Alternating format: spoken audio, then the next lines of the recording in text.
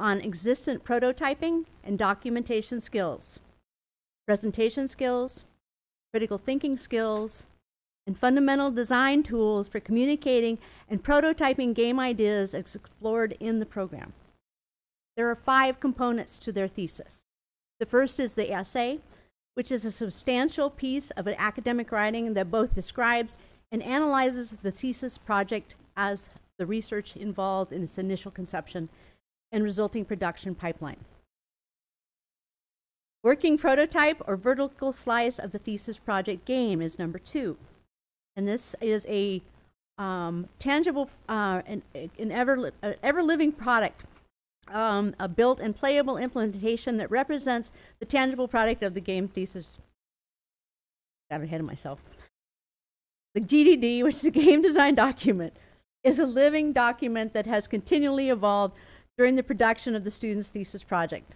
The GDD begins with a vision statement for the game and builds upon the fleshing out of a clearly defined objectives and deliverables. Number 4 is the marketing plan, which is a pitch deck and will exemplify the students' plans to market and advertise the game. Their business plan, which, given the diverse needs of our graduate students and in recognition of the fact that some may be subject to non-compete agreements, this can be either a hypothetical document or one that will be implemented. In either case, it must be directly related to their project. What will be shared with you tonight is the presentation in a 15-minute overview given by each candidate explaining the premise, gameplay, marketing directives, and the business plan.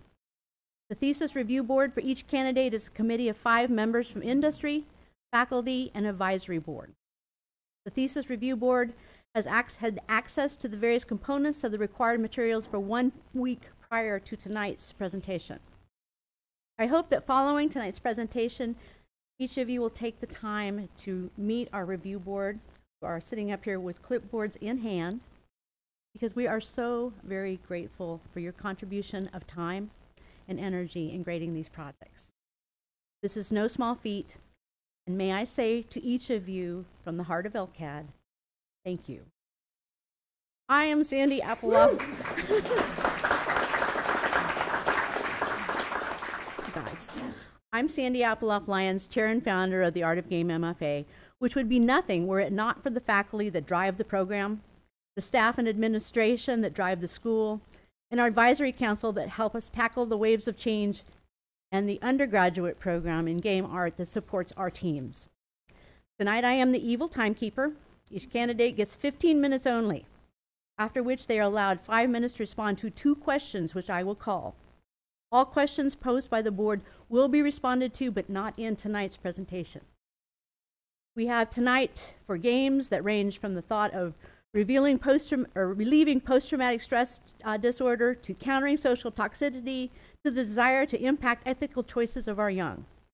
Here at LCAD, we not only hope to make great games, but tools that will impact positive change at local, national, and international levels. Without further ado, the 2018 Art of Game Design candidates.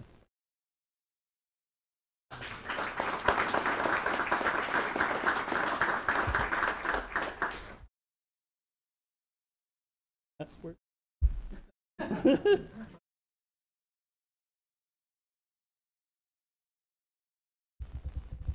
Okay. It didn't work.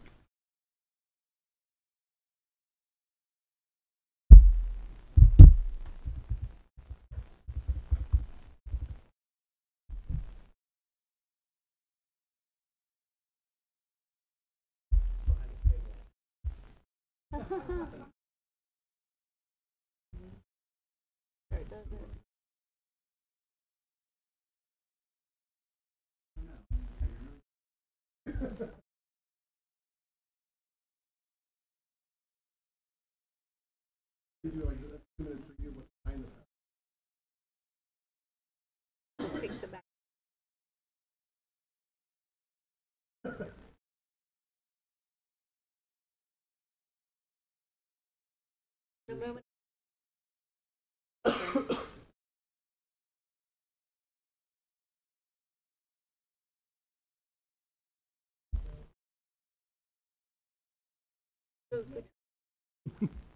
I don't know what the power button is.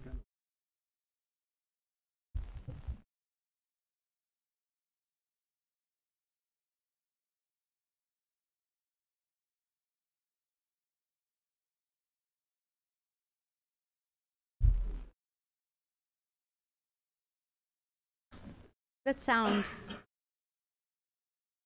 Give us, ladies and gentlemen. I didn't mean to have this start off this way. Been warmed up here. They all wanted a breather after that.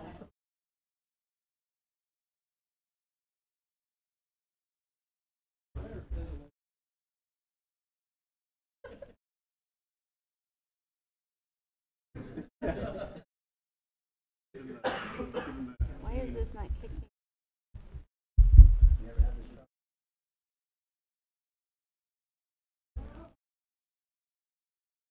Come on, baby.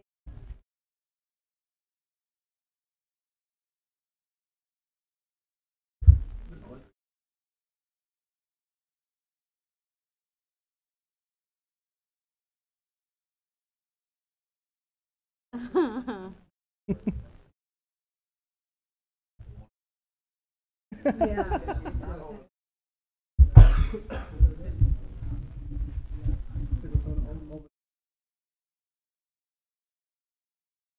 Here we go.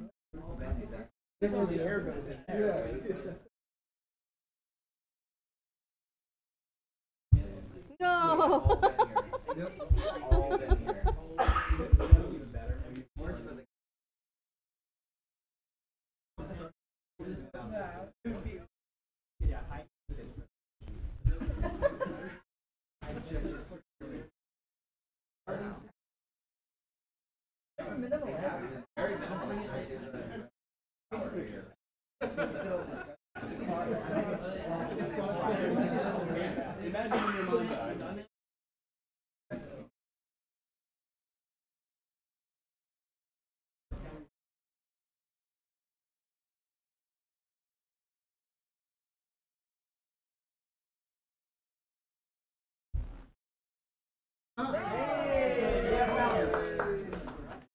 Without further ado, the 2018 Art of Game Design candidates.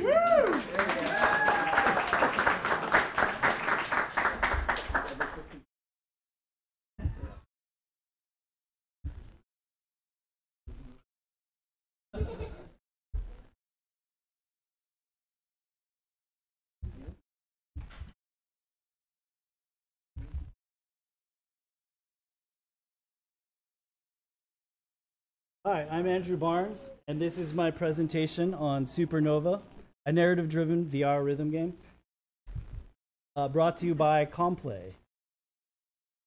First, I would like to go in and talk to you how I came up with the name Complay. It was back in 1997. Playcom was taken, so I got Complay. Yeah, so that's a great history for your game company. So Complay specializes in VR and AR games. Our vision is that interactive storytelling will push the boundaries of VR. And our strategy at Complay is we're going to capitalize on the huge growth in VR. And one thing about Complay, it will be veteran owned. And it'll be also, we will be applying for a veteran accreditation, possibly our VR. And what happens when you have the veteran accreditation? Go into a room and bid on a project, the government has to use. Plus for the company.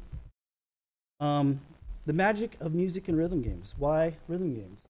If you ask someone what their favorite rhythm game is, some people will have enthusiastic responses. Some people will have start dancing around like, oh, Dance Dance Revolution was my favorite game.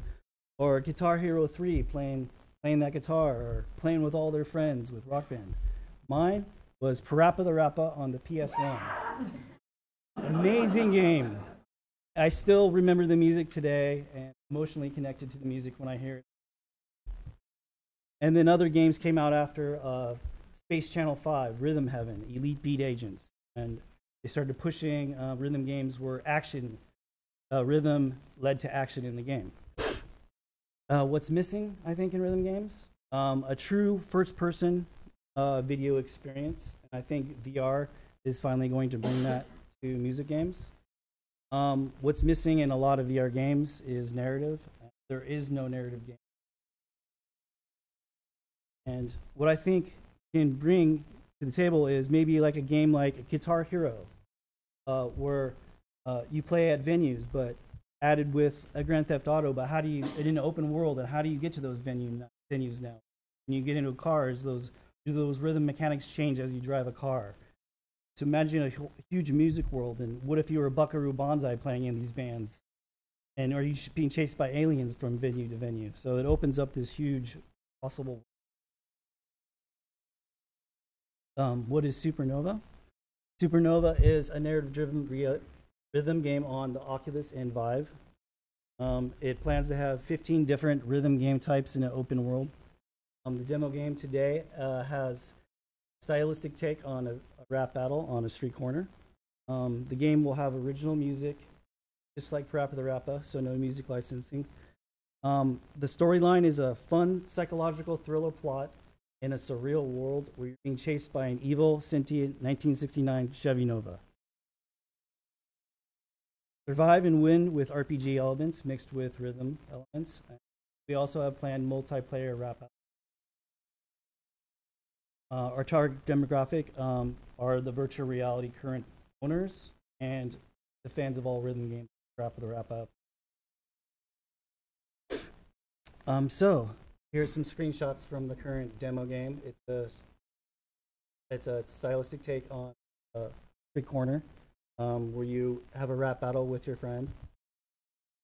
You have a menu system with leaderboards working with Steam. And this is the defense mode. So right now the Chevy Nova is rapping at you and you have to block his raps. And then this is the spiritual successor to Parappa the Rappa, where you rap back there by triggering the raps and the Guitar Hero-like note in. And here's a quick trailer on Supernova.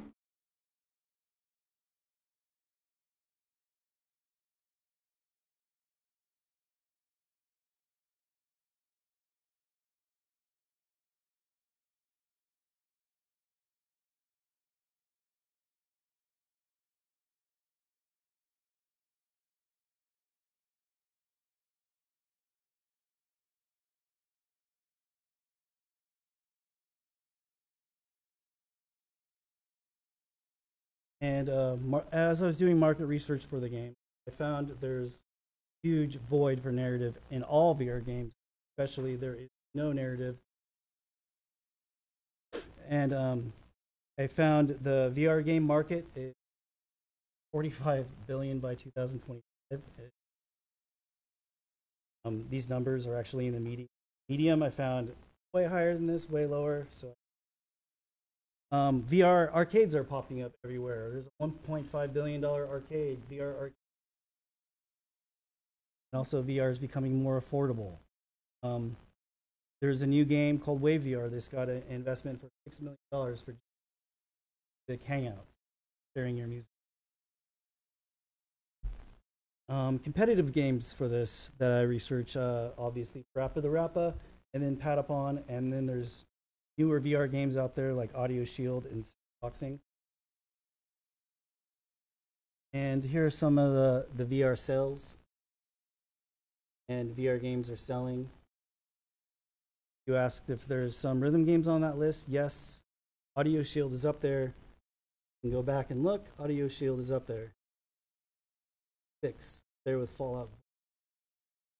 And that's how many copies they. And we plan on having an in-game VR ad system in the demo, so we hopefully to make money right away, where you can actually have Pepsi ads on billboards in the game, not in front of your face like web ads or mobile ads. Constructive. And I did some research, and actually people are starting to engage in conversions.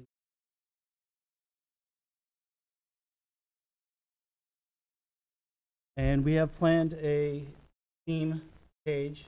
This is the Steam page already set up. going to send the demo to Valve soon for them to test it.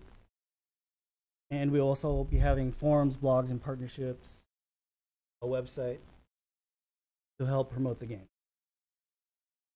Here is the Supernova SWOT analysis for the game. Some of our strengths are that this is a story-driven game, that many narrative games in VR.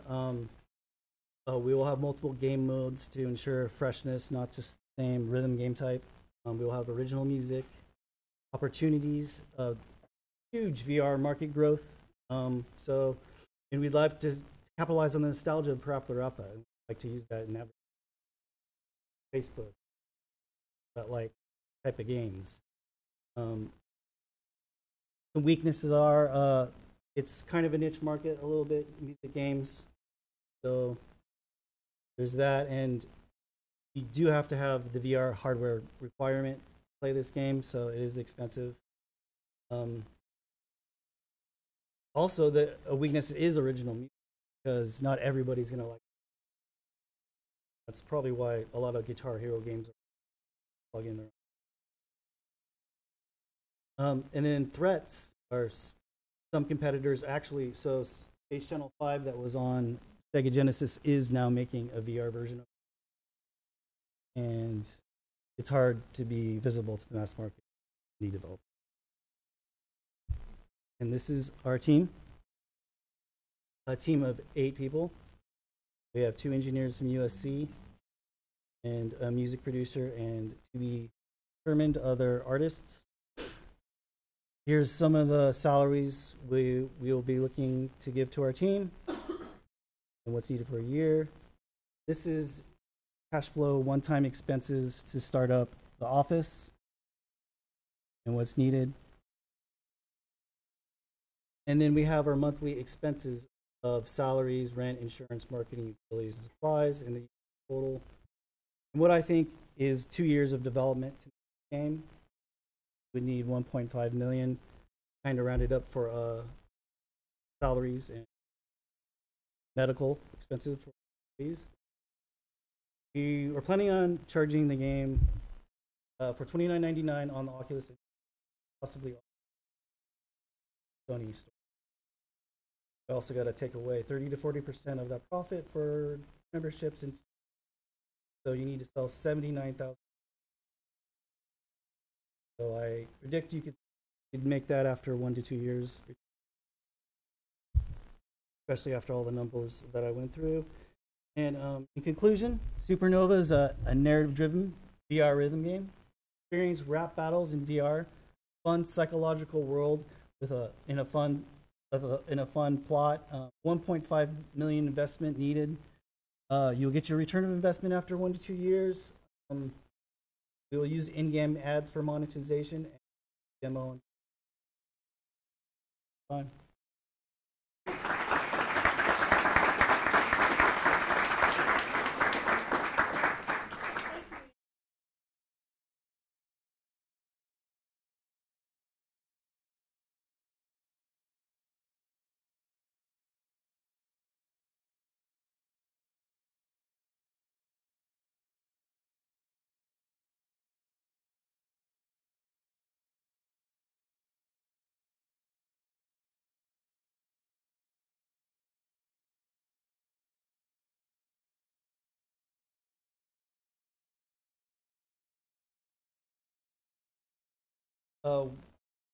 We had planned this semester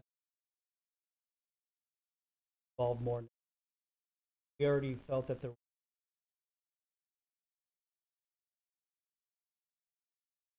we'd love to add more.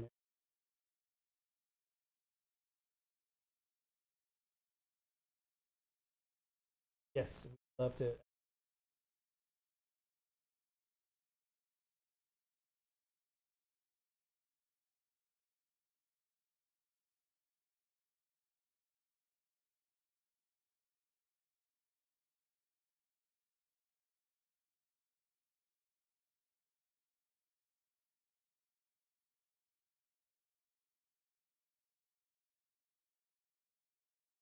Make this faster, work on it full time instead of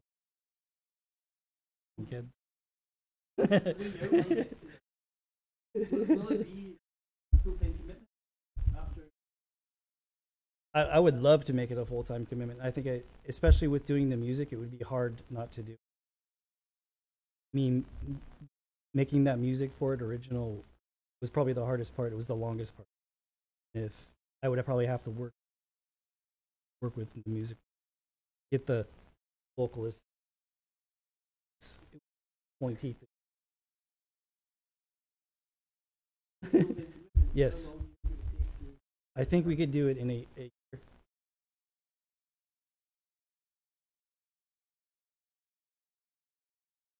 Thank you very much.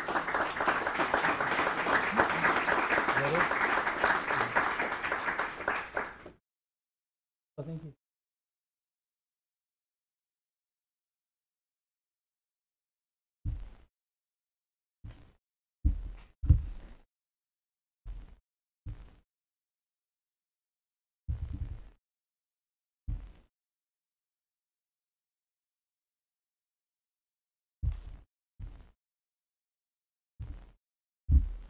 Hi everyone, I'm Dan Carricker. Glad you guys could be out here this evening. I am presenting my thesis on the creation and application of the EAM methodology for game design. And I think this would be better if you guys could actually see it, so let's do that.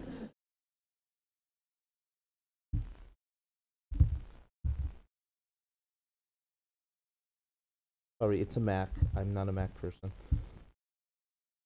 Nothing against those of you who are. Just can't find the buttons.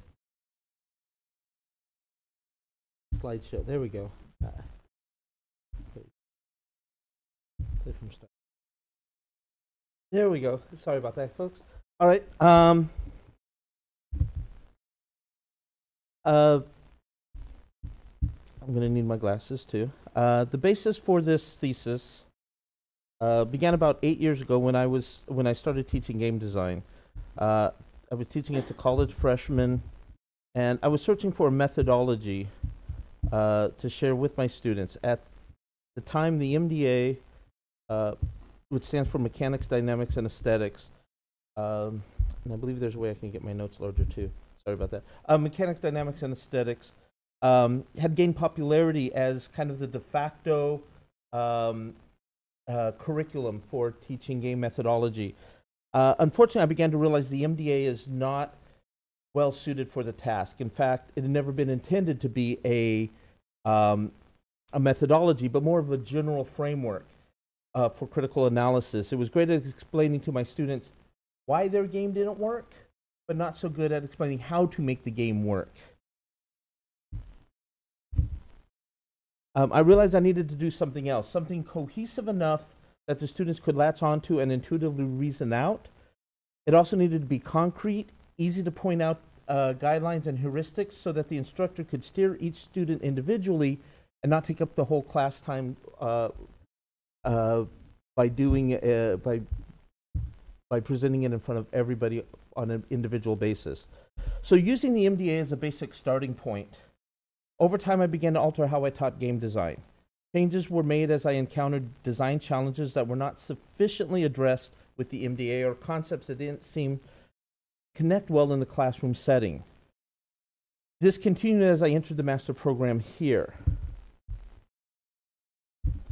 Eventually, and actually with the discussions with the students that are presenting here today, it was suggested that I'd gone beyond just altering the MDA and had instead developed a alternative methodology.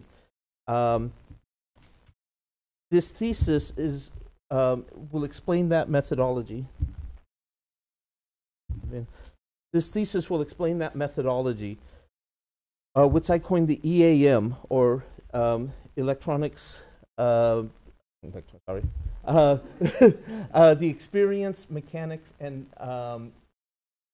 experience, actions, and mechanics.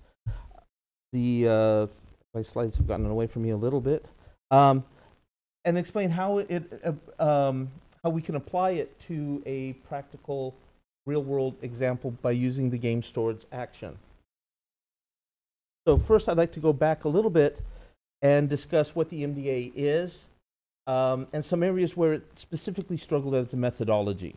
The paper that introduced that framework was published in 2004 by 3 students from Northwestern University, Huneke, LeBlanc, and Zubek. The MDA, as they depicted it, consisted of 3 parts: of mechanics, dynamics, and aesthetics. The mechanics they defined as the concept of the game, the components of the game. Generally, this was accepted to include the rules. However, by making rules such a major focus at the beginning of the design process, it often messes up with the students. The focus on having to adjust rules, which can be very technical and very specific, got in their way of producing a general idea of the game before they got to that stage. They wasted a lot of time in testing alternative rules instead of doing something that had an actual impact on the design flow. Dynamics are essentially the behaviors of the game.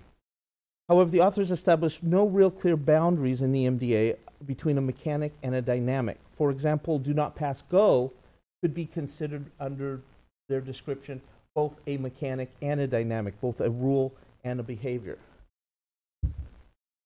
And lastly, we have aesthetics, which are the desired emotional response. The issue here arises that the emotional outcomes dealt with in their paper were all in the realms of fun, and while the authors admit that fun was a vague term, they still identified the emotions that they were trying to reach as within the realm of fun. And this makes it difficult for a student who may be trying for some other emotional consequence to come out of the game, to follow the MDA so literally. So that brings us to the EAM. The EAM is a player-centric approach that focuses on establishing a single core concept for the game, defining the exact player experience to target, reasoning out which actions the player could perform that would encourage those targeted emotions, and then building the mechanics that permit those actions to take place. The use of the term king pole is illustrative. When the circus puts up a big tent, or the big tent, they first raise a main post called the king pole. Here we go. They then support that with the queen poles and ropes and even more poles, and then stakes and weights that support those poles. But everything centers around that king pole. I invite students to imagine if during that construction, what would happen if one of those elements pulled against the structure. And I advise them that's disaster could be what happens to your game if everything's not supporting a central objective. The basic rule I gave my students is they must select one thing to build their game around. That's the one thing that neither I nor they could change. Doing so, in fact, would be an entirely different game. But everything else is up for grabs. If it makes the game better to cut a feature, they have to be willing to cut it. While it doesn't have to be, I usually suggest they make their king pole idea an aesthetic. It leads to a more player-centric approach and is the easiest to build if you start from there.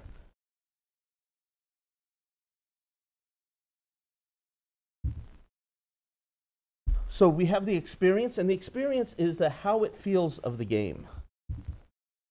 We break down the imagined player experience into a combination of descriptors and then begin to refine them, with each iteration resulting in a more powerful and precise wording until ultimately expressing them as either a series of emotions that meticulously define the experience.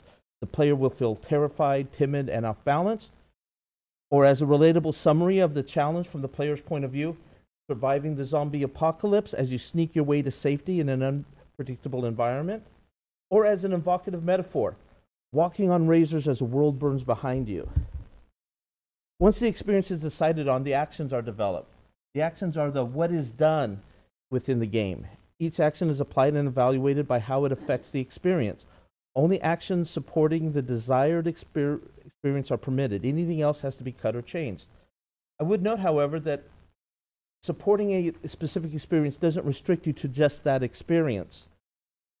The original God of War, for example, did a great job of targeting the feeling of powerlessness by first granting you access to a bunch of powerful actions at the start of the game and then taking them away from you. With the desired actions decided on, it's then a matter of determining which mechanics allow those actions to take place.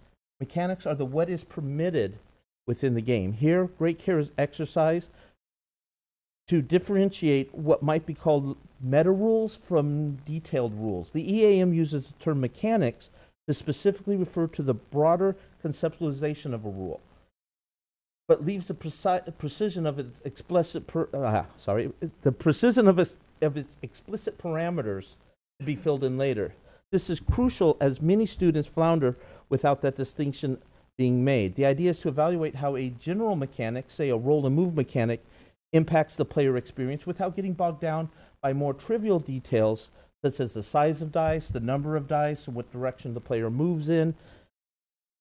The designer can confidently ignore those finer details until they've determined which mechanic best suits their game, thereby eliminating wasted time that students traditionally spend balancing out bad concepts. It was those core principles I set out to test using the real-world development of my game Storage Action. The idea for the game was a storage auction sim that one could strike it rich in a hunt for treasures hidden in abandoned storage units, like in Storage Wars or Auction Hunters. I began building Storage Action as a physical prototype, and it was at this stage I began applying what would become the EAM. As a result, the King Pole idea was soon developed, which for us was living the fantasy of a successful modern treasure hunter. The basis for the gameplay was players bidding against each other with limited knowledge of what was in the unit being offered. After winning the unit, they discovered not only the identity of all the items, but modifiers which could drastically change the value of the items they had. They would then take them back to their store where it would sell, gaining them additional resources to buy more units.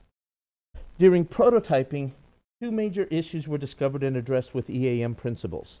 One of the earliest issues to emerge was a positive feedback loop that occurred when a player lucked into a big win. Basically, the first person to hit the home run, get that big unit, would end up with so much money they could decide how the rest of the game played out, who would win what units from that point on. The game revolved heavily around luck, and though the game had moments of fun, it could quickly pivot to frustration. Additionally, each solution we tried merged into that second issue, which was micromanagement. A key feature of our game was that the items had random hidden traits that could only be revealed when inspected after purchase. That greatly increased the enjoyability of the game, but keeping track of all of them was anything but fun. The solution to the snowball effect was reached through the application of the King Pole idea, when we realized that treasure hunter fantasy isn't just about getting rich, but also about the glory and fame. And it gave us an alternative besides just get the most money. Instead, we developed a reputation system to use for progression tracking and as a victory condition. We also realized that the fantasy is rooted in finding treasures, not converting them into resources. Since most micromanagement revolved around the store, we focused on abstracting that part of the game and getting the player back to the auctions as soon as possible. Once we felt much of the game's aesthetic had been defined by the physical prototype, we moved on to producing a digital version, and this immediately opened up even more challenges. While we were now confident in many of the core mechanics and activities, we also discovered additional areas that threatened the game's cohesion when transitioning to a mobile app.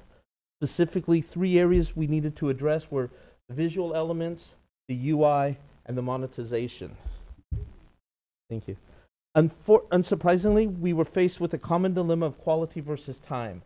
A number of potential shortcuts were identified in the development of the assets, but ultimately, based on the EAM, we felt there were enough of an impact to the player experience to make that worth pursuing. And building a more ambitious visual experience. So the game was developed with the ultimate goal of having 200 base objects all in 3D, using a total of over 2,000 different textures to represent over 50,000 variety of items. The EAM helped convince us that the visuals were a higher priority than some of the other elements in the game, and we gave them more focus during development. Additionally, the UI was something we struggled with. Because there were so many different directions we could go in, we felt it was mind-boggling to try to decide on a best solution. To relieve the uncertainty, I found myself relying more and more on that King Pole idea. it was the connection that allowed me to reach a conclusion I was happy with. I decided we would rely on the treasure theme and give more of the UI elements a coin shape and rich golds in their color. The more complex objects would appear antiquated and expensive. While this may not have been the only solution that could have worked, it did give me the confidence in the appropriateness of the UI and allowed us to move into production sooner rather than later. Monetization was a unique challenge. While we did not implement the monetization during the thesis development, the game was designed with monetization in mind. It was obvious to us that the game needed to be free to play, not only because of the current economics of mobile apps, but also because there's an element of thriftiness inherent in the game that synergizes well with the player experience. Microtransactions, though, felt particularly dangerous. Building a virtual experience that could emphasize frugality inside the game while trying to get the participant to spend more and more money outside of it seemed to create a dissonance. These limitations required an evaluation from different perspectives and generated some unorthodox revenue streams. One particularly innovative solution proposed turning the entire game into an advertising channel in itself, competing with digital and mobile ads, and by allowing advertisers to place their product within the storage units for a limited time. While it may be while it's probably too early to say if these are any good ideas in there, the fact that it brought the ideas to conversation and something that we could focus on brings some truth to the idea that the using the EAM to evaluate even peripheral portions of the game can be beneficial. In conclusion, a number of observations were made about evaluating how the EAM impacted pre-production and post-production methodologies. Specifically, the EAM had the following influences. It provided guidance and direction when encountering challenges.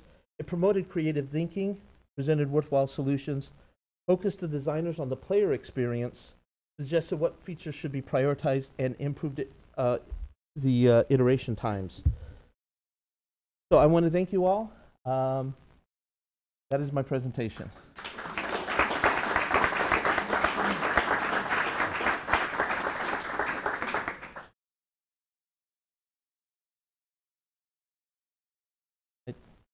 Great job, man. So free.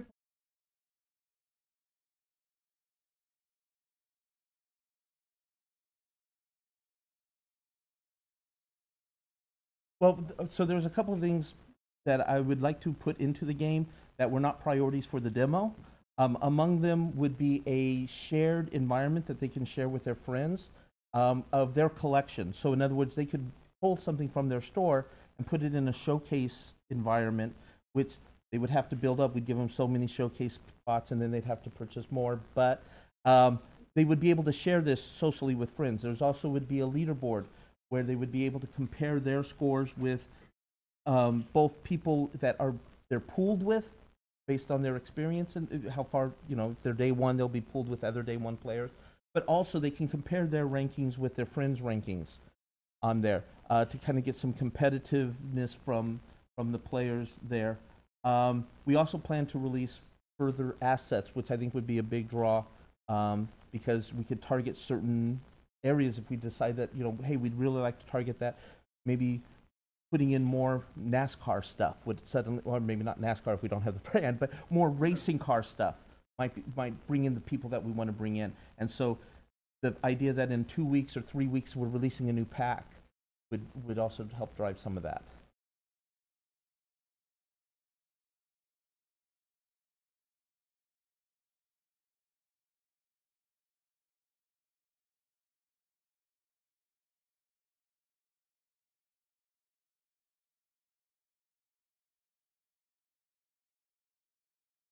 We've already done that. We just don't have it implemented. It's the tutorial, and as you know, tutorials are all exceptions to it. So the basic game loop we developed, but we don't have the thing. You'll see a little hint of it when you come back to the back there, where you'll see, because I felt you had to get at least something to start you off with.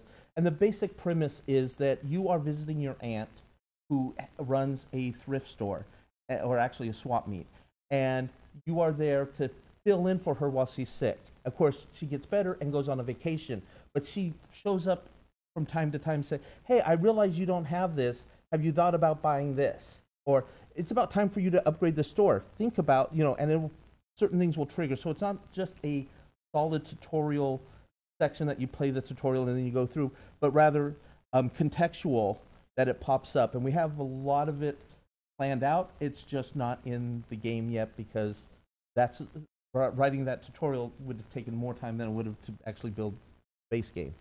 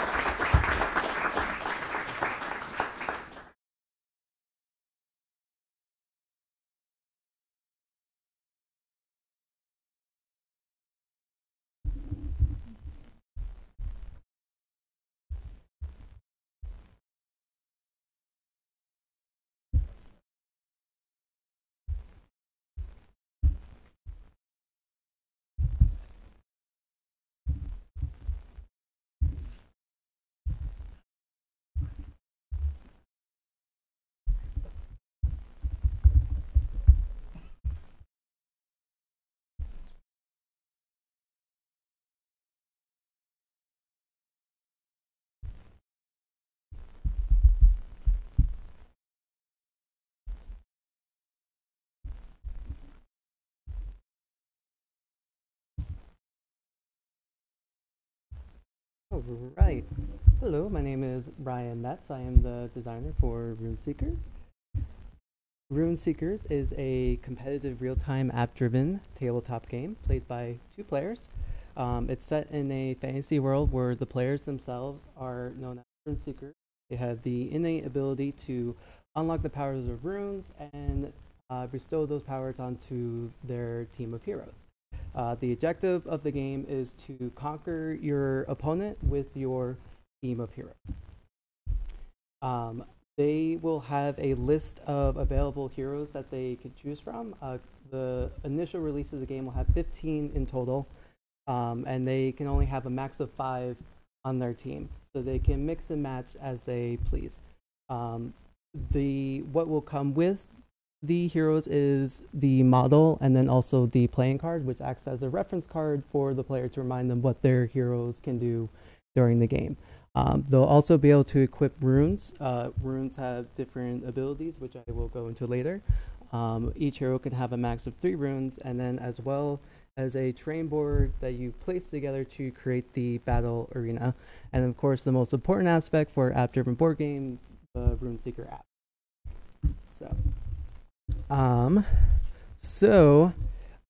There in the game there are things known as hero types. Each hero falls under a hero type category.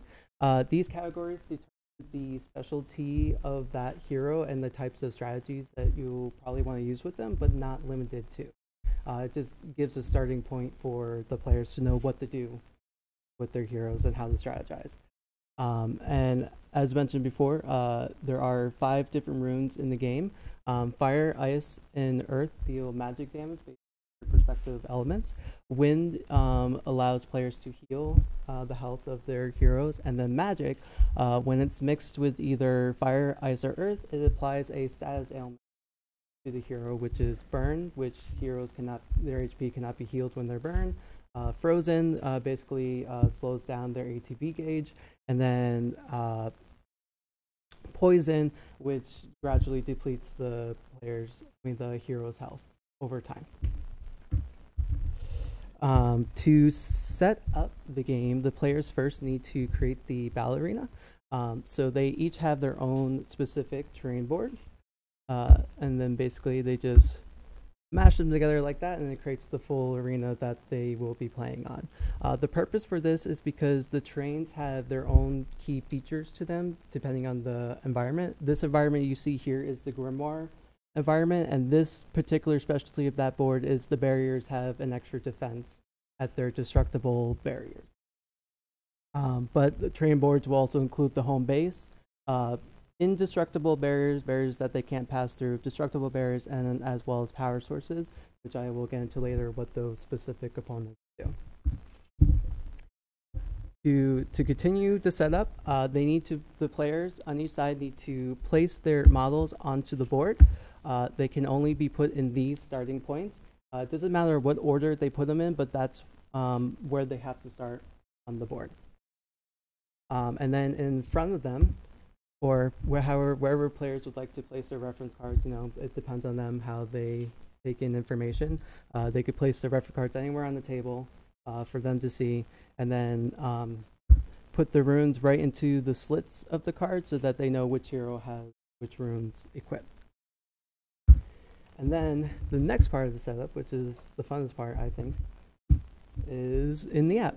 So when you open the app, this is the starting screen. They can see the list of heroes by clicking the heroes, and then the options to adjust options. And then when you start, players can enter in their name, so then they can see what they're, you know, make it more personalized to them. So right now I'm entering in of the 2 players in the game. And now you'll see up in the corner, now it'll say, here what you're doing is you're telling the app what you have on the tabletop. So you've already selected your heroes, you've already selected your runes.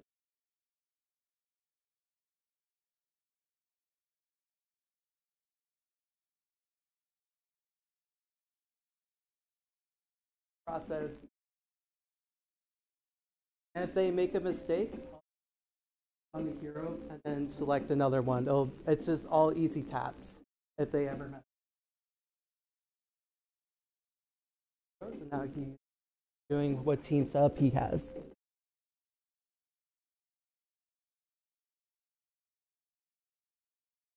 I moved a little slow just in case I didn't talk fast enough. And then here is the queue scene. So before the game even starts, this is where players have a chance to, you know, get themselves situated, grab a couple drinks, get some chips, you know, whatever they need to do before starting the game. This is sort of like the social hour kind of. Okay, so now to play the game, now that you've already done the setup, the first thing you need to do is obviously start the app. When you start the app, it loads the first hero basically 30 seconds, whatever actions they need to do during the game.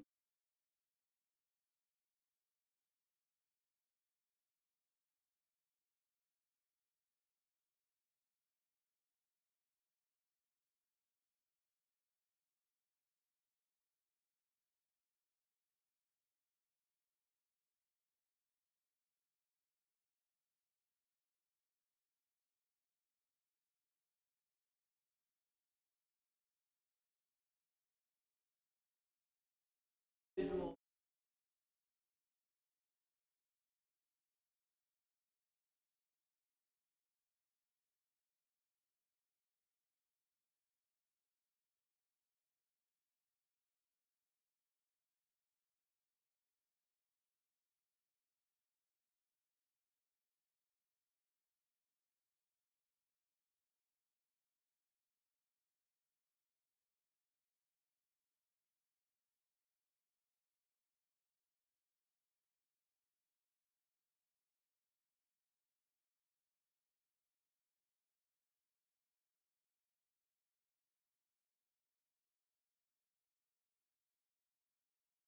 Ooh.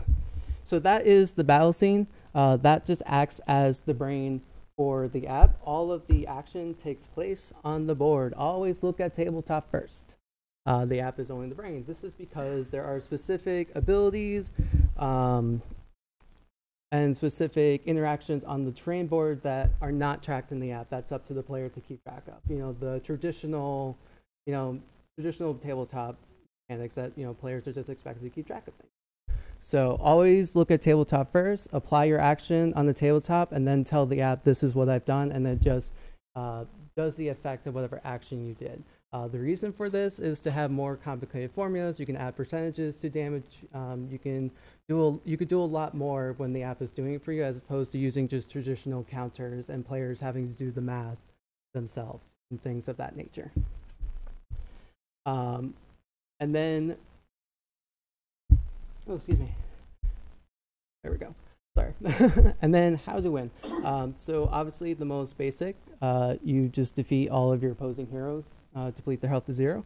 Or, as I mentioned before, the terrain board has bases. As long as you claim 2 of the 3 spaces of the home base, that's another way to win. So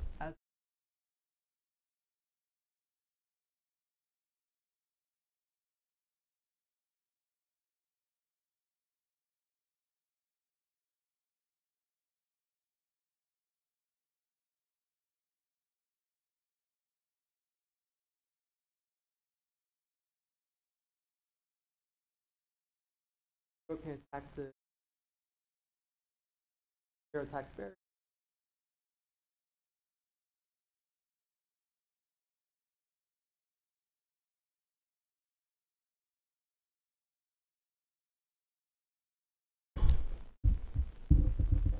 Okay, so why did I make Rune Seekers? So right now, one of the major problems facing the MOBA community, Rune Seekers is an inspired MOBA game, but one of the huge problems is how aggressively toxic the community is. You know, you have a lot of players wishing your parents cancer. Maybe they say a lot other profanities to you during the game. There's just less satisfaction and enjoyment of the mobile genre because of how toxic it's become. You know, a lot of, and as a result, besides just trash talking, a lot of players will leave competitive games, basically getting ongoing AFK, or they will ruin the game by helping to assist the enemy team so that they win the game. You know, those are just some examples of the toxic behavior. And they also follow outside the community on forums and stuff. You have a lot of people trash talking each other. And a major reason for this because there's no accountability. You know, it's all anonymity. No one knows who you are. You're behind the computer. Like there's no real world consequence. You know, the games do have, these games here do have a punishment system, but because there's no real world consequences, it's not preventing the toxic, leading to less satisfaction. So my solution was to take the mobile genre and put it in a completely different platform, which was tabletop. Currently, MOBAs are only on the PC. The purpose for this was to force a social interaction between people there face to face. This will remove the anonymity. Players will have more accountability for their actions, you know, promoting maturity, good sportsmanship, and chivalry between them in a competitive competition. And most of the time, they'll be playing with friends. So the satisfaction is just going to go up, and they're going to be able to achieve what is known as a happy hack, which basically means like you go do activities that make you happy, that improve your psychological health to be more positive. So, which increases the elevated satisfaction. So that is why I created Rune Seekers, because I wanted a game where, because there was nothing wrong with the mechanics, it was just the community, and I wanted to make the community a healthier community, and I feel like peer-to-peer interaction more benefits than playing with a non. What's my history of MOBAs? What makes me such an expert? Well, I've played League of Legends since it came out, and I stopped playing in early 2017. I played Dota 2 for a little while, but that game's a little more complicated than League of Legends, so I didn't play it as much as I could have. And then Overwatch, I started this program, so I didn't have much time to play it. So I've only had like 6 months with it. But I've been, but I've been heavily involved in the community. I didn't need to do a lot of research to come up with a viable solution. So that leads me to my target demographic. Obviously, it's going to be for ages 12 and up, but we're going to focus mainly on MOBA players and board game enthusiasts. Reasons why? This game is very complex, but that's because people are not used to playing a MOBA, or there might be some players who haven't gone on board with board games that now have raised in complexity. But if you present this game to MOBA players and board game enthusiasts, it already has that complexity, because a lot of the complexity comes from knowing who your heroes are, because they all have specific abilities, and it is possible to learn what those heroes do. It just takes some time. So we need to target this demographic so that people aren't shied away from the game, from like how overwhelming it can seem. So we're going to focus building our network, and we're going to do a lot of community events with MOBA players. We're going to try to reach out to Twitch streamers and see if they'll stream games of Rune Seekers. We're also going to get heavily involved with online forums, and then the marketing resources is basically for the game shops and the board game shops, where we will be first starting our marketing, and then as well as building our network at different conference events and getting to know our fans. So as I mentioned before, the marketing materials is for the card shops and board game shops. When Final Fantasy was localized here into the US, they started out all their advertising doing release events at just card shops and board shops. They only started out in 20 shops. A year later, they're at over 100. And I feel like this is a great route for rune seekers because it's unknown. It's not really, not a lot of players know about it. So I feel like it'll build a better community following the same format that Final Fantasy did. Is just doing small release events at card shops and just expanding out. And then as well as the branding, we can use the heroes as branding, especially when we release the game. When we release more heroes, we can make a plush doll of her. I think that'd be awesome, as well as shirts. And then our competitive advantage is that we're an app-driven tabletop game. We'll be the first MOBA that's not online. But our weakness is that we are a premium buy, so not do there. But as long as we focus on our strengths, we have a really good shot. Products to be sold, starter kits to help the game be sold out of the box. We will sell heroes separately, as well as runes and training boards because they all have qualities. This is the cash flow. The bold is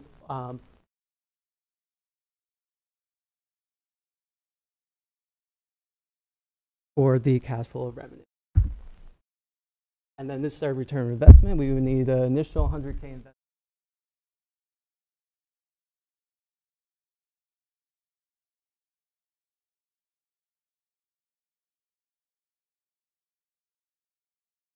The expansions and the different competitions. I did. Q&A.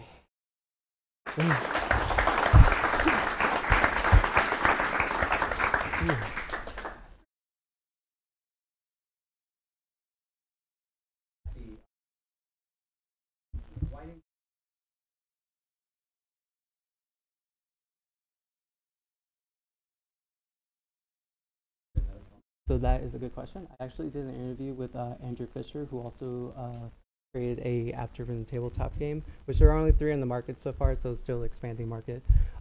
He told me that you don't want to take away from the tabletop experience because it is still a tabletop. So I actually had to review my design in the last couple of months so that it would focus more on the tabletop aspect and not really the digital aspect. So I really tried to limit the app to just being just a brain component, so that way they still get the tabletop experience and keeping it there.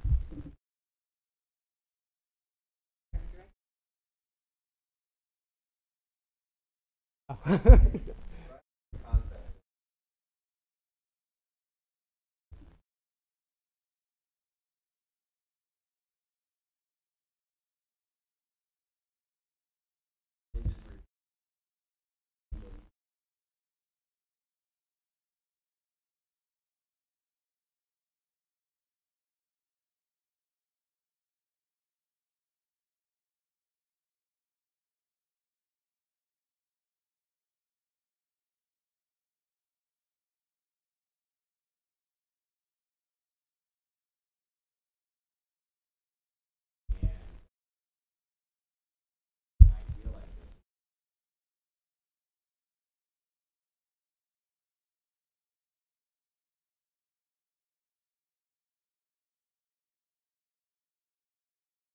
Mm-hmm.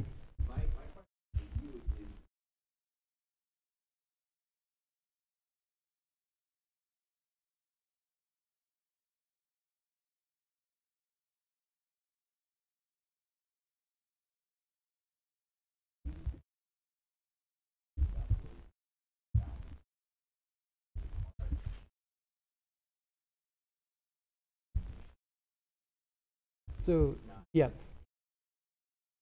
Yeah, so that was a thought that I had already thought about when designing the cards. So I made sure that when the cards were printed, it was only things that, weren't going to change. You didn't have to worry about changing. So that's why I didn't put the stats on there. I didn't put specific information so that if it needed to be updated, it could be. So I only kept the stuff that I knew wasn't going to affect, it wasn't going to cause a snowball effect. Exactly. So I took a lot of thought in making sure that, okay, the information that's here, make sure that this is the information that's going to stay. Because it's like once it's printed, there's not much to do. So I sat down and said, okay, well, what are things that I know need to be updated constantly as the game progresses, and then what things don't need to be updated. So on the card, there's no stats. It doesn't have the elemental weaknesses and resistances, as well as the cooldowns. It doesn't have the cooldowns on there. So if a cooldown needs to be adjusted, it can be. So it just has the basic information. You know, it's just telling players, this is what I do. It doesn't give the specifics about it.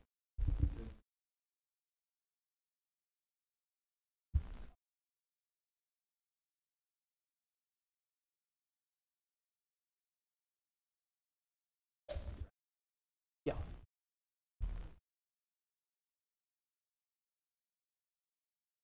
I mean, that's the hope. You can never predict how a player is going to react. This is definitely an ambitious game, because like I said, one of the weaknesses, it's not free to play. You know, MOBAs are free to play. Even competitive play, they can just hop on the computer and play. Where this, it's like they have to buy a premium kit before they can jump into it.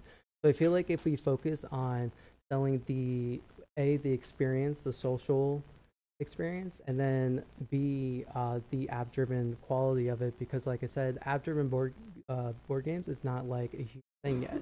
So it's, you know, that could seem appealing, it could seem exciting to.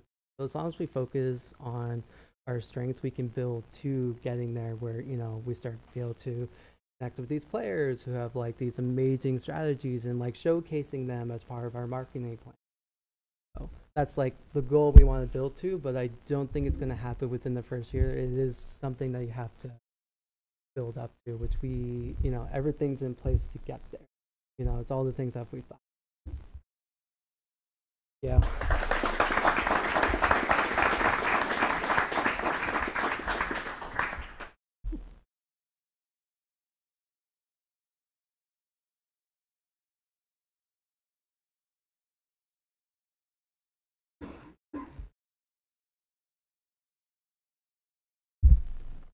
The moment. This is a pretty hefty presentation, so might take a.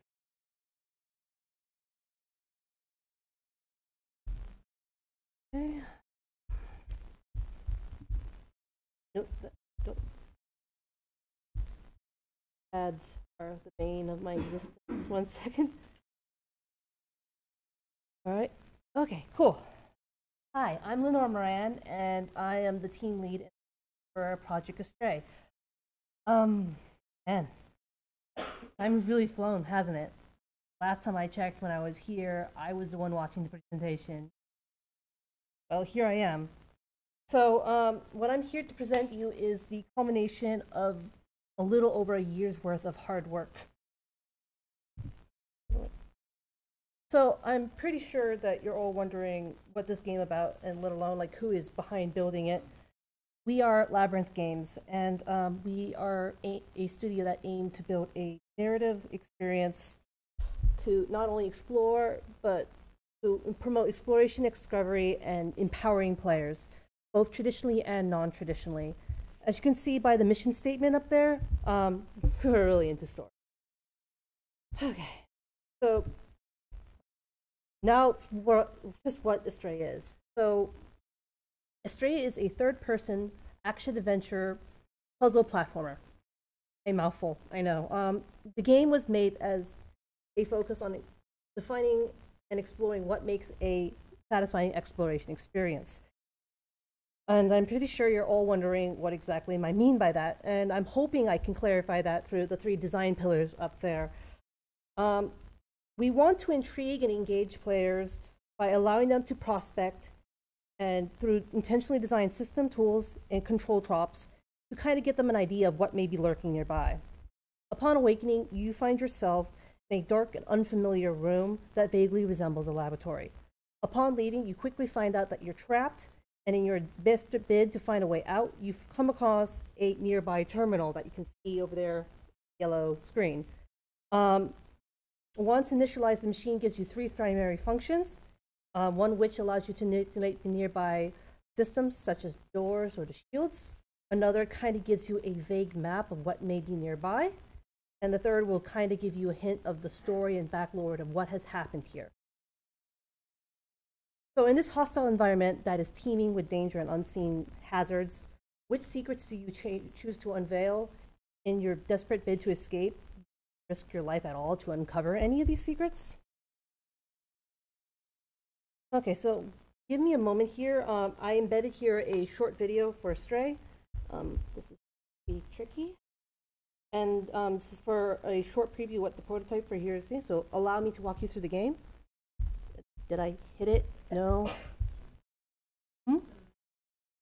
Uh-oh. Awkward. There's a button on my computer that allows me to hit play. There we go. All right. Playing? Looks like it's playing.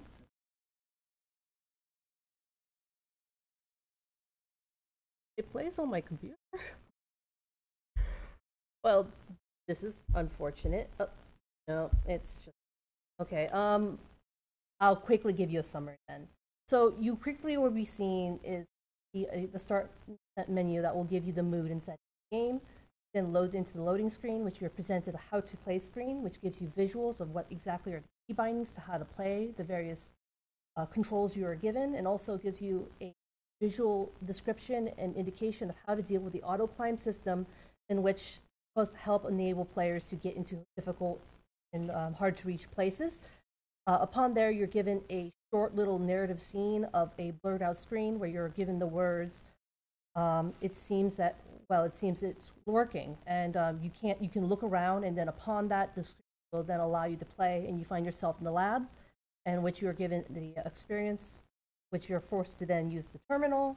You're then given a quick, short overview of various locations in the game, in which how the mainframe, you will see nearby locations and listing it out, and you will see various systems according to this area, and one of the systems has an alien tool for you to find and use. We then quick cut over to the tool, which you see then demonstrated and used, and then you see at the very end of the video how that tool is used to get across to the very end. All right, so just who is this game marketed to? Well, we're pretty much casting a really wide net here, as we're aiming for fans of action adventure platformers. We're specifically aiming for a particular crowd, those who enjoy mouthful, but also those who typically enjoy games and exploration and having things to find. Given the slightly dark narrative tone of this game, we'll be aiming for the mature teen audience. It will be actually kind of on the upper threshold, almost to mature, but we're aiming for that technically the teen market. This was a conscious design choice, as I felt a more hostile environment would be more engaging and intriguing to explore, and it would also give a more interesting premise for a story than that of a friendly place that you can just explore at your own leisure. But I'm getting off topic. We're going to be focusing primarily on English-speaking market due to time constraints and costs, and we'll be focusing specifically for the PC and Nintendo Switch platforms. So this naturally leads to just who the competition is. As you can see, we have some heavy hitters here. There are not a lot of games in this niche market, and if you actually do decide to look into my documents on my business plan, we actually have a lot of intensive research.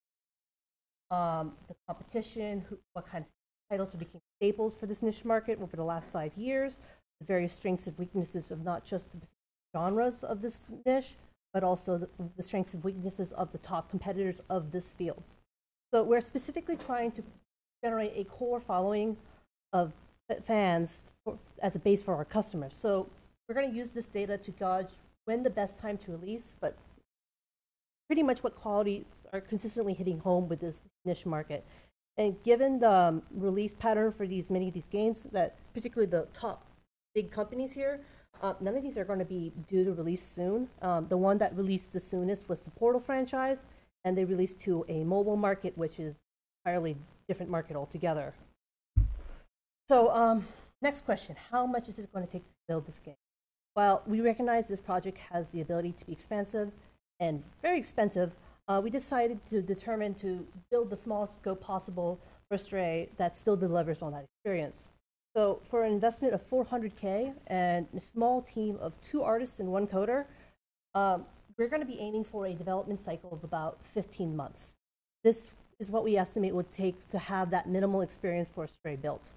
The budget naturally will include licenses, fees, various equipment that we're going to need to start the company up, but also get the game on Steam and then the Nintendo Switch for the public to see.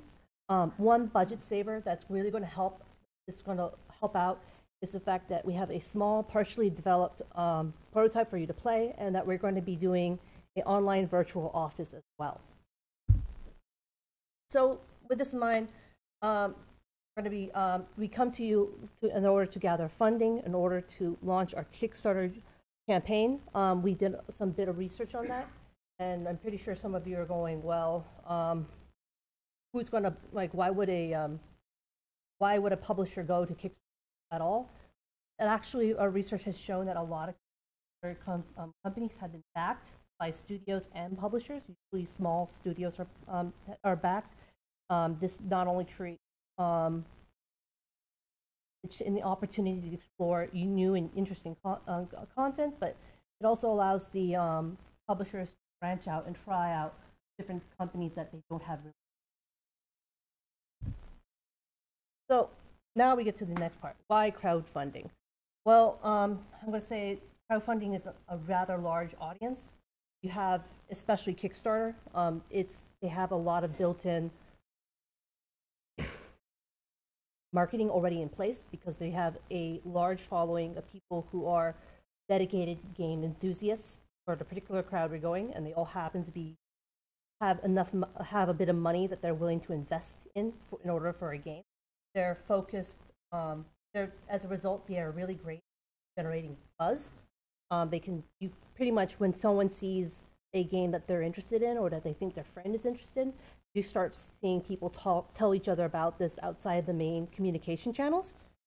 So it's a really good way of mitigating costs when it comes to marketing, and also for creating a budget for your own game, because you're less reliant on having to pay out of pocket. So at launch, Stray is going to be marketed at about $40. We'll be focusing on creating a positive experience that gets people excited about our product naturally. We're going to have Facebook, Twitter page, other social media to promote our product. And we plan to engage our fans through streams and some other events. We'll be trying to get through a few game conventions such as PAX West, GameStorm, not all of them, but what we can get into. To generate interest, we're going to be handing out an early access version of our game. We're going to be looking at communities like Twitch and the Let's Play community and YouTube. Ideally, we're going to be looking at people who do a lot of reviews, right, that consistently look at new. Good examples would this be Jacksepticeye and Markiplier. If we can get one of these big names, this would get a lot of eyeballs on our product and also get a lot of trying out that product, as we'll be handing out links in order for people to not only just go to our page to check our product out, but also the links to our prototype to generate further interest. Okay, I need a break. We'll be providing a link, so pretty much, now, I'm pretty sure you all saw the very bottom. I'm going to be explaining that in a moment. But the Nintendo Switch, since its launch, has become a hotspot for indie development, and it's doing very well. And due to the saturation on the indie market and PC, particularly Steam, it's got a lot harder to get noticed. And simply being on the Switch has seemed to been very beneficial to many indie companies, and has generated more attention and generated interest. A good example would be Tales, I believe. And I'll be explaining more on why. So why are we not just going on Steam? Well, Steam's a great platform store. It's still reaching out for many people, and we're still going to release on it. But it's an oversaturated platform. You have hundreds of games a day. You could see over the years, this number has been increasing by a factor of 1.5. The reputation for Steam and the quality of games it releases has gone completely downhill since due to Light and now due to Steam Direct. It is really difficult to get noticed if you're a small company. So many shoved in that you can do. this is worsened by the fact that there's a major sales mania. You can't even go to the new release game without being pelted with new sales that is being featured on the same games. This creates a mindset of, why would I buy your new game when my a game that I really want to buy is on sale right now? Okay, so this creates like a really bad organization, and causes people to quickly get distracted, which may not be a good thing for a small indie company to do. So how are we expected to generate revenue? Should we get a publisher to back us? Naturally, we'll be giving them royalties for sales. If we don't, we'll be trying to crowdfunding by ourselves, but ideally we want to get crowdfunding. The aforementioned live streams will be used to place a few commercials to generate some much needed cash to keep the lights on. Additionally, we'll be doing standard merchandise for purchasable soundtrack and art book for the fans of the game. We'll be also having some Astray and Labyrinth games themed merchandise as a means to help support the studio. And lastly, we'll be using sweat equity the budget. So once Astray releases, we'll need about 140,000 copies sold to break even of the initial investment.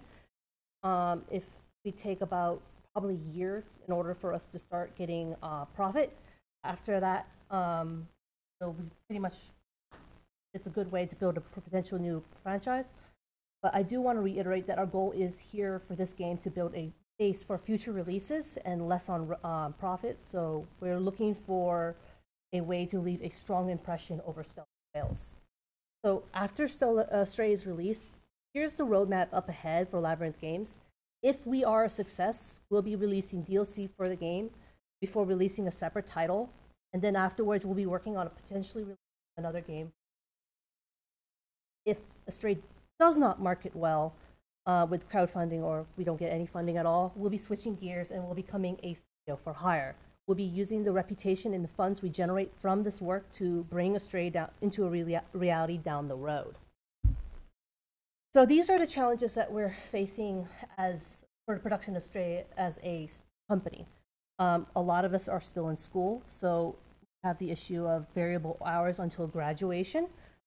Customers for this field have very high expectation for quality. They want good visuals, they want good mechanics, and they also want well-designed, interesting puzzles.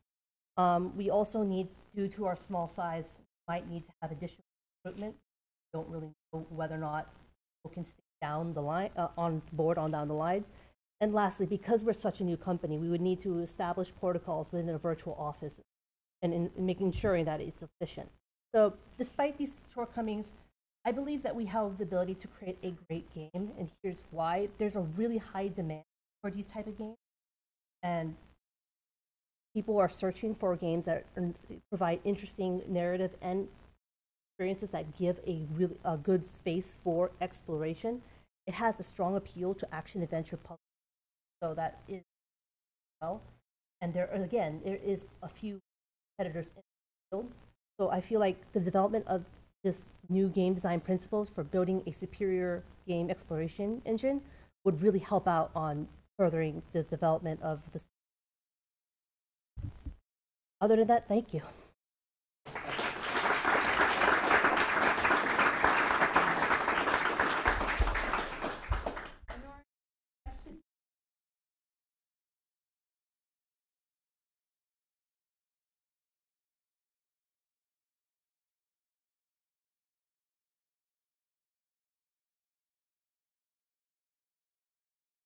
I like the idea that are enormously successful. So if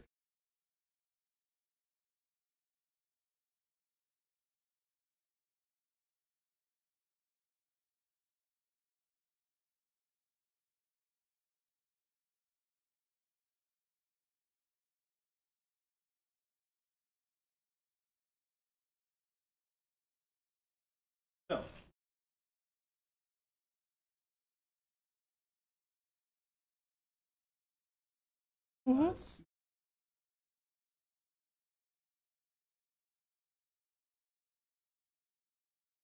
triple.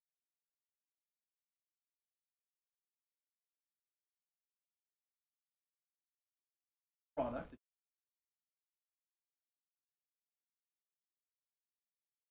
That is Puzzle correct. platform.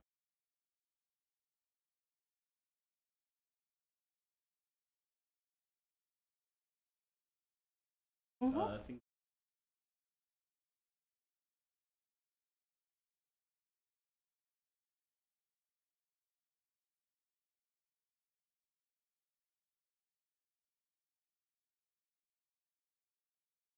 you're probably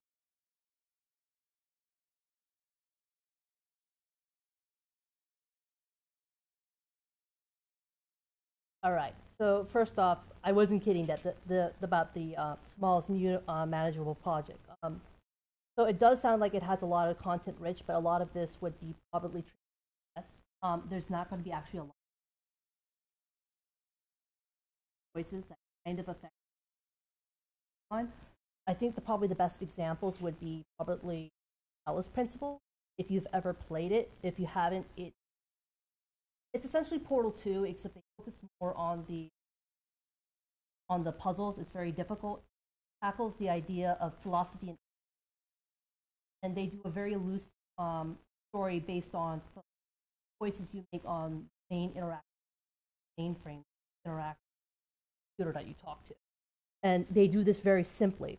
We do a lot of our story that's going to be applied to Astray would be through the computer system that is the logs and gathering information to kind of learn what happened. But the main story that is active is going to be pretty minimalistic, like Tower. It's not going to be a very active thing. As for God of War, it's not. God of War is more of an action game. People don't really play it for puzzle experiences, so it's more of a neighbor than direct competition. It depends on whether or not you're feeling more. You want more of a puzzle experience than a action-packed. But I understand most people or franchise, they pick it to kill things. They like the way the game story interacts. As for how to overcome that, that is why we're handing out the prototype for people to assess early on. The idea is to create an interest without really sinking too much money further into our budget.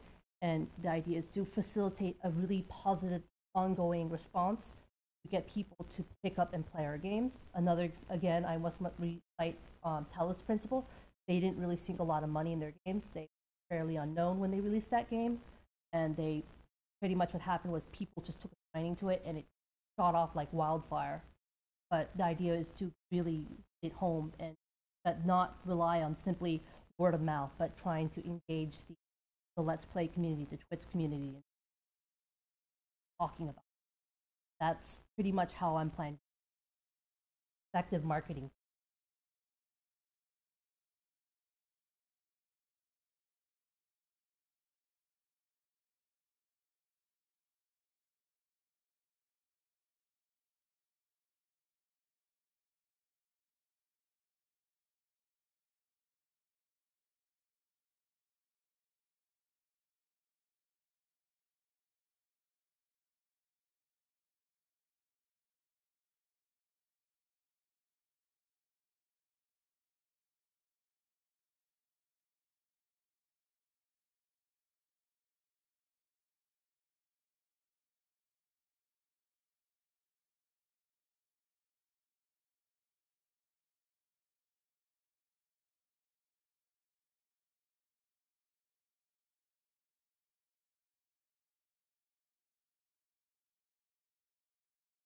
We have the groundwork for a puzzle game.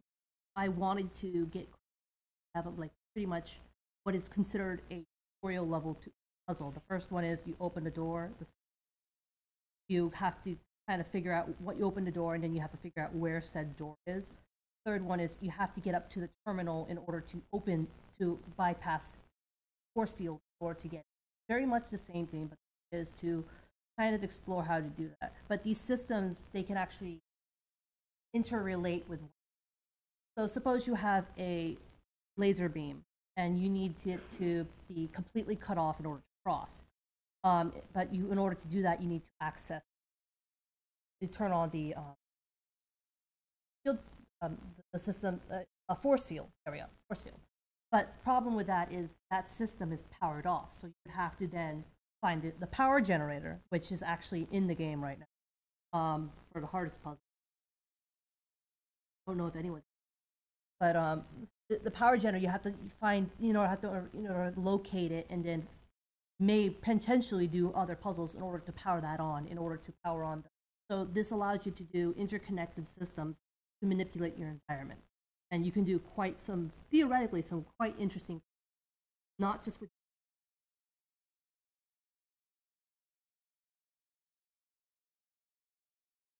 How do I get out of this? Because it's frozen.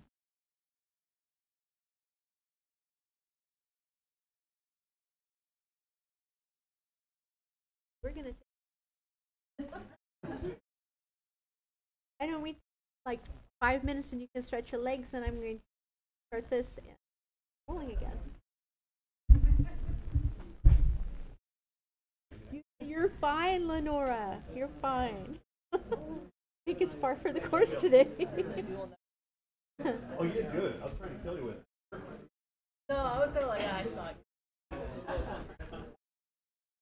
No, it's just. You did it successfully defended. Yeah, no, it's just. I asked, I was like, I think. Sure.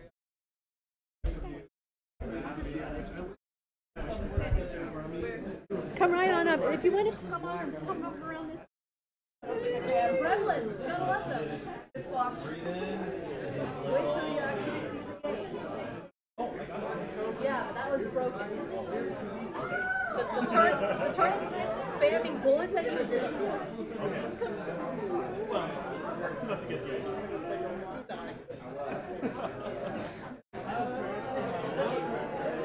Yeah, no, we actually do have one difficult puzzle. You have to go to a lab, activate the Kickstarter generator. You have to open the once you're there. You have to find something to the last computer to get.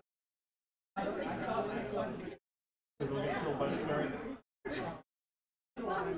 Not just that. The last person actually screws up. Once you get there, it took them over 30 minutes. Because it's on the far end of the level, so it usually takes people 10 minutes to get there. And then it takes them 20 minutes trying to figure out where everything is. Oh, good. Good. Somebody's already got the notes Having fun looking at chalked way up. Okay. So I'll see if I can round everyone up. We're going to do a countdown on our 5 minutes. We're going to keep this rolling if possible. So if you've had a chance to stretch your legs. If you've had a chance to stretch your legs. Start in the beginning, start in the middle. people usually remember those stuff. Yeah, your middle's a bit boring, but you can fill that in. If you've had a chance to stretch your legs. No, yes. This is supposed to. Hello. It's kind of the way everything's going tonight. I'll round everybody up. I'll round everybody. If everybody wouldn't mind taking their seats again, we're going to keep right on moving.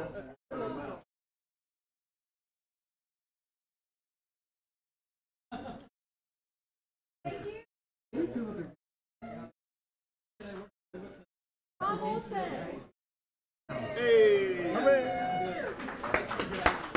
Thank you.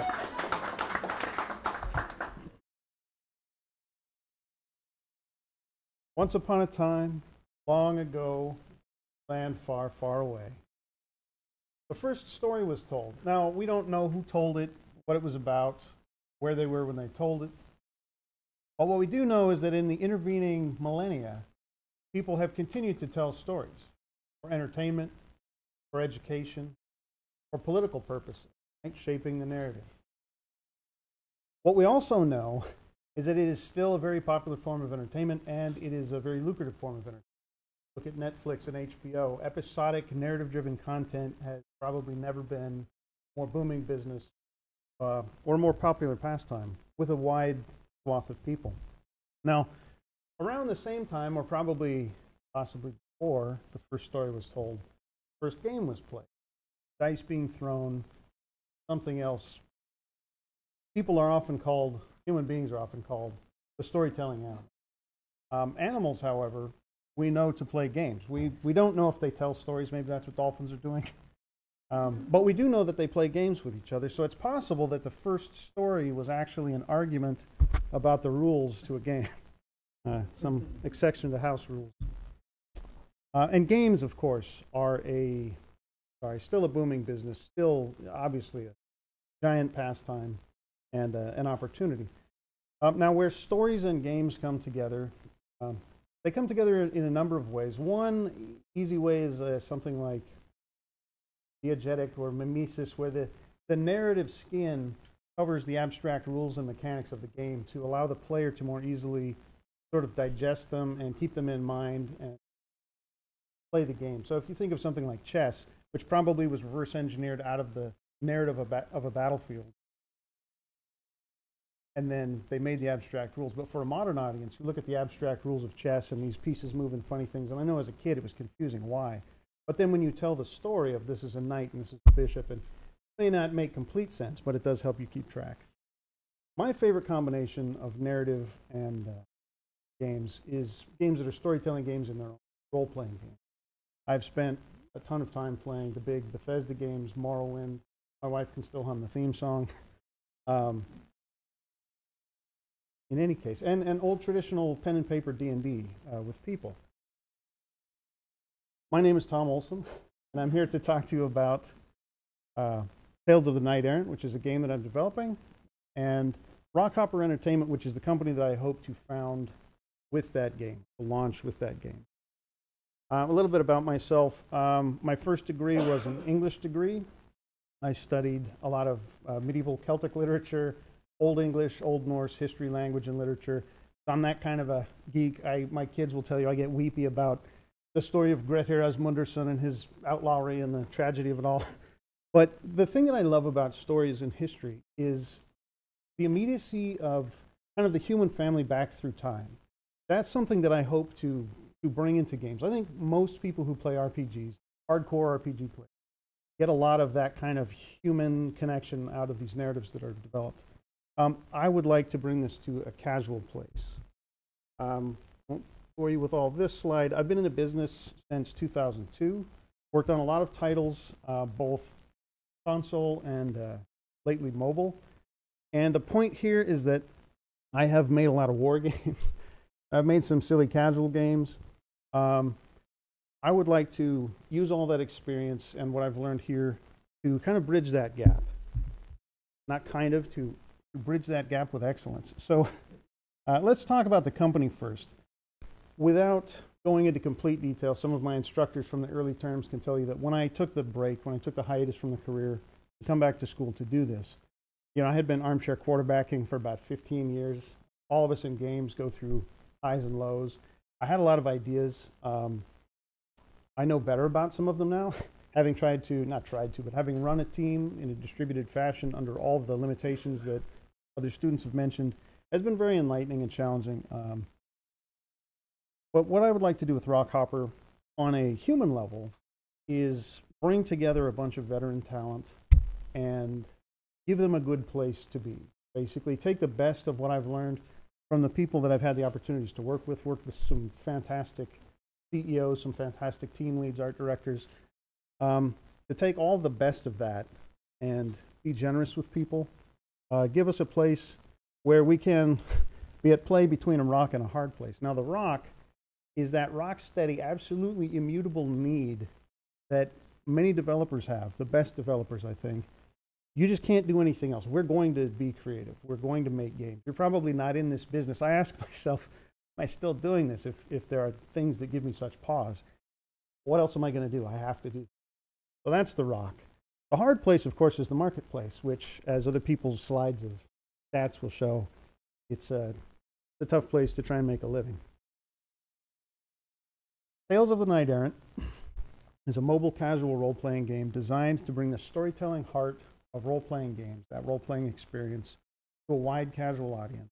Initially on iOS mobile devices, possibly just going straight to the web. It's a pretty simple game. As you'll see, it could be played that way. academically, the game is an experiment to answer the question of whether it is possible to successfully fuse the deep growth experience of playing a deeper, longer RPG like Morrowind with the variety and short play sessions of allegorical short narrative. What we're trying to do is basically bridge the gap between, it's predicated on the theory that there is a market between hardcore games and casual games. If you will, a kind of a little blue pond in a very red ocean of mobile gaming.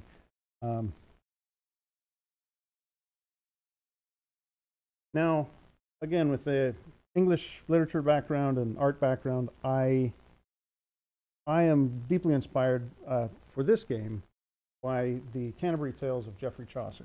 The middle image is the Knight from the Ellesmere manuscript, which is actually just up in Pasadena, from the Canterbury Tales. Now, this can sometimes sound very dry and boring and dusty, but like I said, if you just read history and you read the dates, some people get lit up by that, but it's often very kind of dry and removed. The Canterbury Tales are anything but dry and dusty. These are ribald tales, they're silly tales, some of them are very serious and honorable, but there's a wide variety. One of the genius things about it that I'd like to steal from Chaucer, and he stole from Boccaccio and whatnot, is the structure of it. So in the book, Chaucer is a narrative. So there's a character Chaucer written by Chaucer, and he's telling you about a bunch of narrators who are grouped in this container story of a pilgrimage to Canterbury. Now, each one of those narrators, these fictional people, are telling stories. So then you get these little container stories that can give very specific information. They're set in different epochs, different times and places. But what this allows for him to do is to tell you as much about the narrator by how they tell the story as they would tell you just by telling you about the narrator. You see what I'm saying? So you read the story that the narrator's telling tells you something. The way the narrator tells it tells you about the narrator. The way that the narrators interact. One story often responds to the way the last story was told. So anyway, the idea of narrators being in there and being a barrier or a intermediary between the reader and the story is an important point. Also, the fact that it's a collection of short stories that spans a wide range of themes and tones. So drawing on this inspiration, Tales of the Knight-Errant is designed to appeal to a casual gamer even more than current mobile RPGs do, but still carry enough depth and character to appeal to hardcore players. So by stripping away player stats, leveling, grinding, hoarding, and crafting, which are all great, you've got 100 hours to play, trading in that step-by-step, blow-by-blow of an epic story and dozens of little sub-quests for short stories that you can play in a single session. And this is another unique part of the game, a narrative engine that no matter where you start, where you go next, and what you do, carries you through a single coherent narrative arc from start to finish. And then lets you collect those. In fact, it mandates, it lets players, mandates that players replay the same tale from multiple points of view. I will elucidate that. Okay.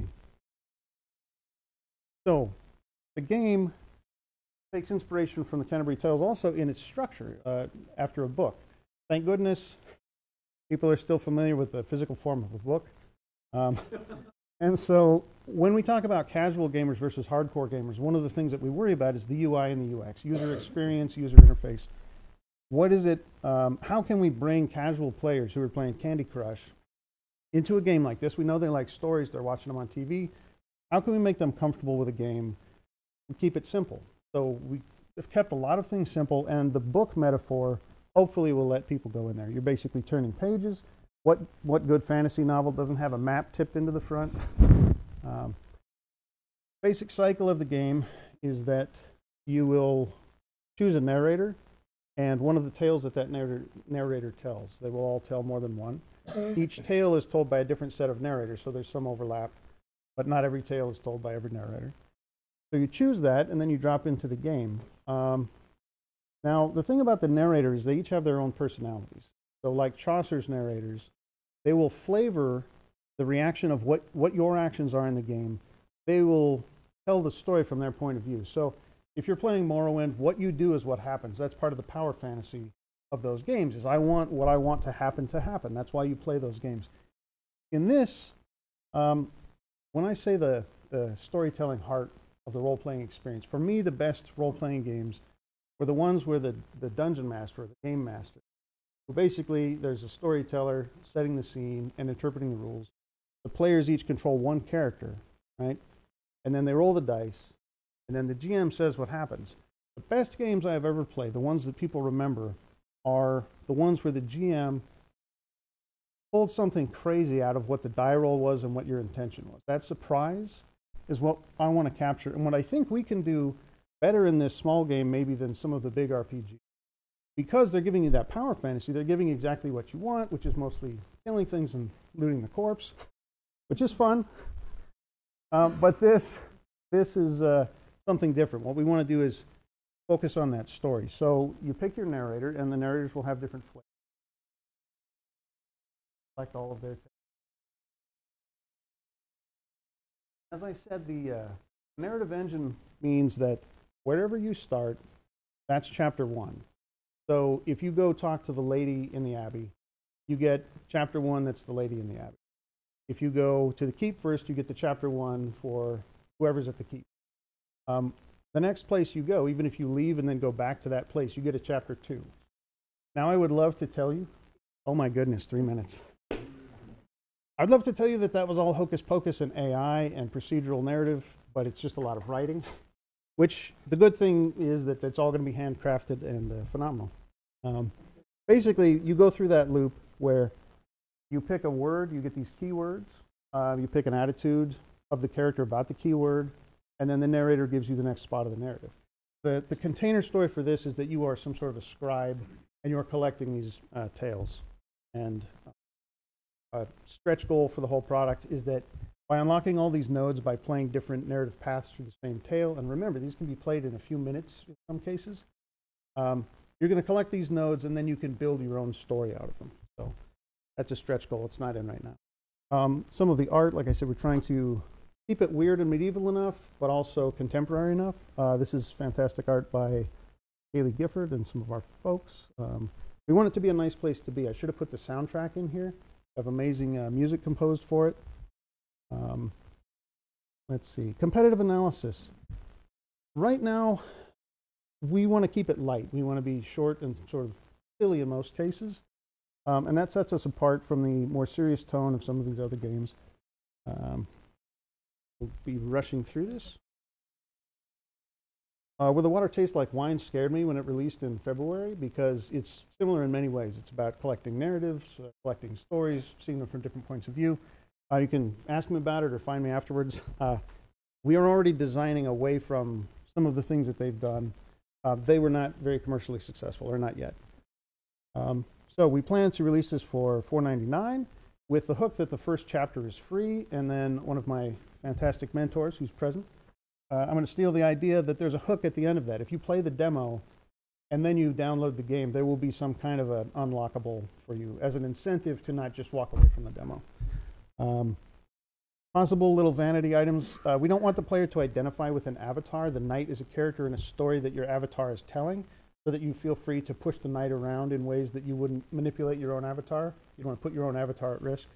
But you could dress it up. Merchandise and collectibles. And then the engine, it's a storybook engine. So we could license it. We could expand this quite a bit. Okay, so 6 months with 8 people, some of them not all full-time. We're looking at about $380,000 in 6 months. We could get 9 tales from multiple points of view. This is the team that I would love to have. The target market, initially, well, actually, let me skip this. The target market basically is this playful explorer. So the way, there are a bunch of these slides. I had the opportunity to work with the Marshall School of Business MBAs. But basically, the user story for that yellow, the first user, is somebody who used to play WoW, but now they've got kids and responsibilities, and they can't sink 300 hours into Morrowind. Like I can't anymore. But they still like that kind of game. Maybe they want to share it with their kids, so it's a little more casual, lighter. So we go for them first, their friends, and then people who are influenced by them. So that's the strategy there. You can kind of see the progression. So this was a best case revenue, which is pretty awesome. The milestone dates, basically, for that investment, it looks like we would not, for the likely scenario that we worked out, we wouldn't make our money back. We would come very close in 3 years, but that's on the first game. So if we then build on that same engine, each sequel would probably cost about half. So piling that on top, we think we can make it work. We can also fiddle with the numbers, and you know, we may have to less. All right, thank you. So yeah, there you go.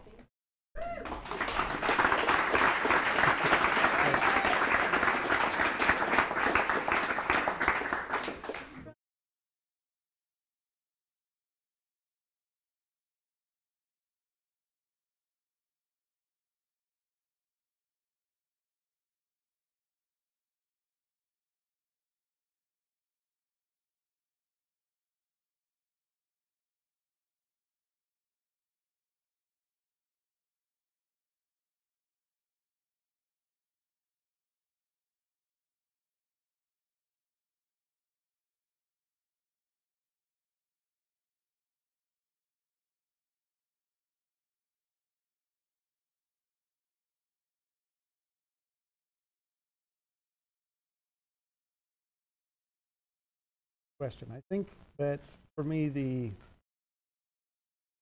fact that it's trying to capture that moment where the GM reinterprets what happens and feeds you the next surprising bit of narrative that you have to react to is not something that I don't think happens in adventure games.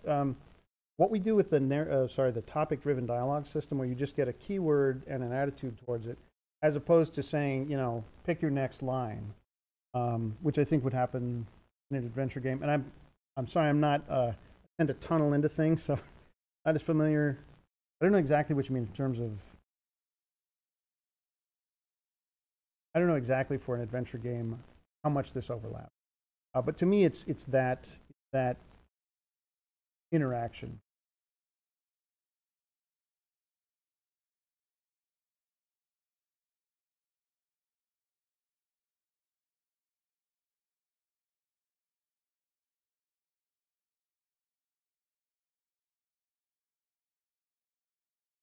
And obviously,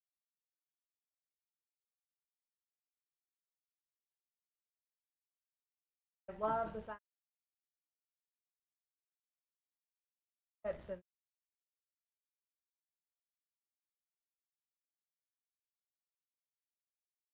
really love the idea get in.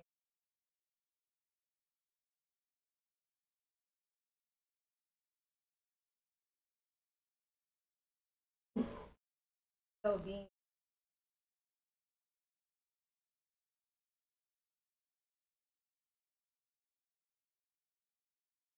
my question, building off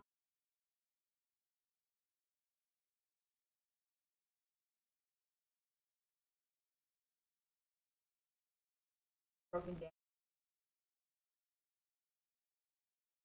and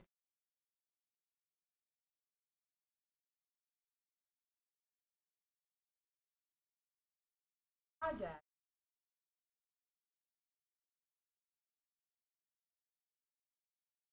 actually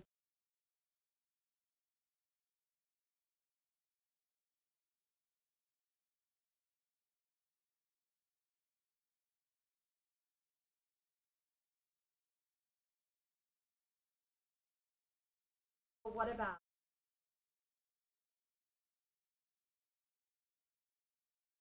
That's all excellent. Thank you. I think that the main consideration that I put thought into about that is that I want this to be casual, and part of that means that it has an end.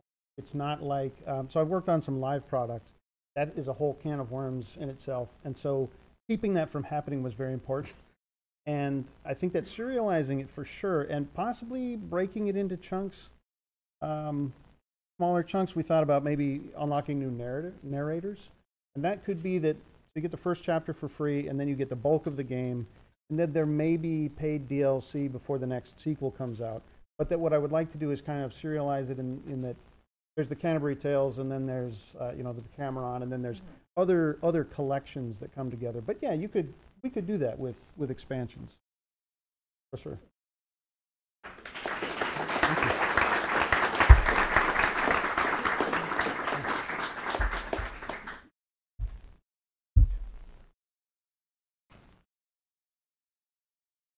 So while I set this up, I have good news. This is the last presentation. The bad news is you're still stuck there for 15 to 20 minutes. So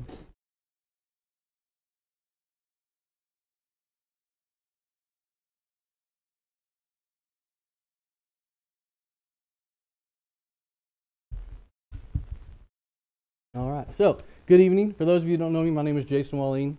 Just want to thank you for being here tonight. And tonight I'm going to basically share with you my idea for a small game studio and our debut title series. So, good. One of the primary discussions in today's culture is the impact that games have on on child development, on intellectual growth. As an educator myself, that's one of those topics that I just wanted to dive in and see, do I have anything to contribute to this conversation? A lot of researchers have explored the ways in which games can instruct, develop skills, and enhance the traditional learning experience. Overwhelmingly, the research shows that games do impact learning. You look through some of the research done by, you know, people like Paul Gee, Ian Bogos, Jane McGonigal. It's obvious that games already possess the tools necessary to teach. It's just whether they were intended to do so or not. The words like gamification and game-based learning, they're hot topics in the education market right now. Teachers are always seeking new and innovative ways to get their students engaged in their curriculum. And you know, the effectiveness of games is being studied worldwide right now. Research from Glass Labs and Tritium showed that students that were given a digital video game to supplement the actual traditional coursework saw a 12 to 25% increase in knowledge gained over the students that didn't have that game to go along with it. Those are pretty impressive numbers. It's obvious that games do have that ability to make an impact. One of the other questions I wanted to ask, though, is do they have the ability to modify behavior or teach moral or ethical growth? Paul Gee stated in one of his books, we can learn evil things as easily as we can learn moral ones. The power of a video game for good or ill resides in the ways in which they meld learning and identity. Tobias Greitmeyer and Sylvia Oswald conducted an experiment that tested participants using various combinations of 4 different games. They had 2 pro-social games, City Crisis and Lemmings, a neutral game, Tetris, and they had an aggressive game, Lamers, which I couldn't find a good picture of, so not there, sorry. In one of the experiments, though, the participants were assigned either a pro-social game or the Tetris, but then they had a female experimenter there watching them and basically observing. So they were thinking they were being observed how they played the game, but the actual experiment came in when a male colleague came in and started berating and harassing the female. And they found that 55% of the people that were playing the pro-social game actually interceded, as to where only 25% that were playing the neutral game or the control group proceeded. And so their conclusion was that games that promote positive behaviors will actually influence the behavior of their players, and that those behaviors can and will actually transition into real-life situations. So, armed with those findings and the knowledge of the research that I've conducted over the last 2 years, I kind of decided, how can I contribute to this section of the industry? And so, being a teacher, loving education, I started coming up with this idea. The ancient Greeks believed that the ideal education of a productive member of society should be equal parts mind, body, and soul. So the mind, they developed through practical subjects, such as arithmetic, or such as liberal arts, so including study of rhetoric, grammar, philosophy, and they also had the scientific disciplines such as arithmetic and medicine. The body, obviously, is developed through, physical activities like gymnastics and wrestling back in those days. And then finally, the soul was developed through the study of music and poetry and art. And so from this Greek ideal, I give you Paideia games, engaging the mind, body, and soul through immersive play. It's the vision of this studio to bring this model forward to the 21st century, a modern interpretation of a classical ideal. They're engaging games that develop the mind, body, and soul.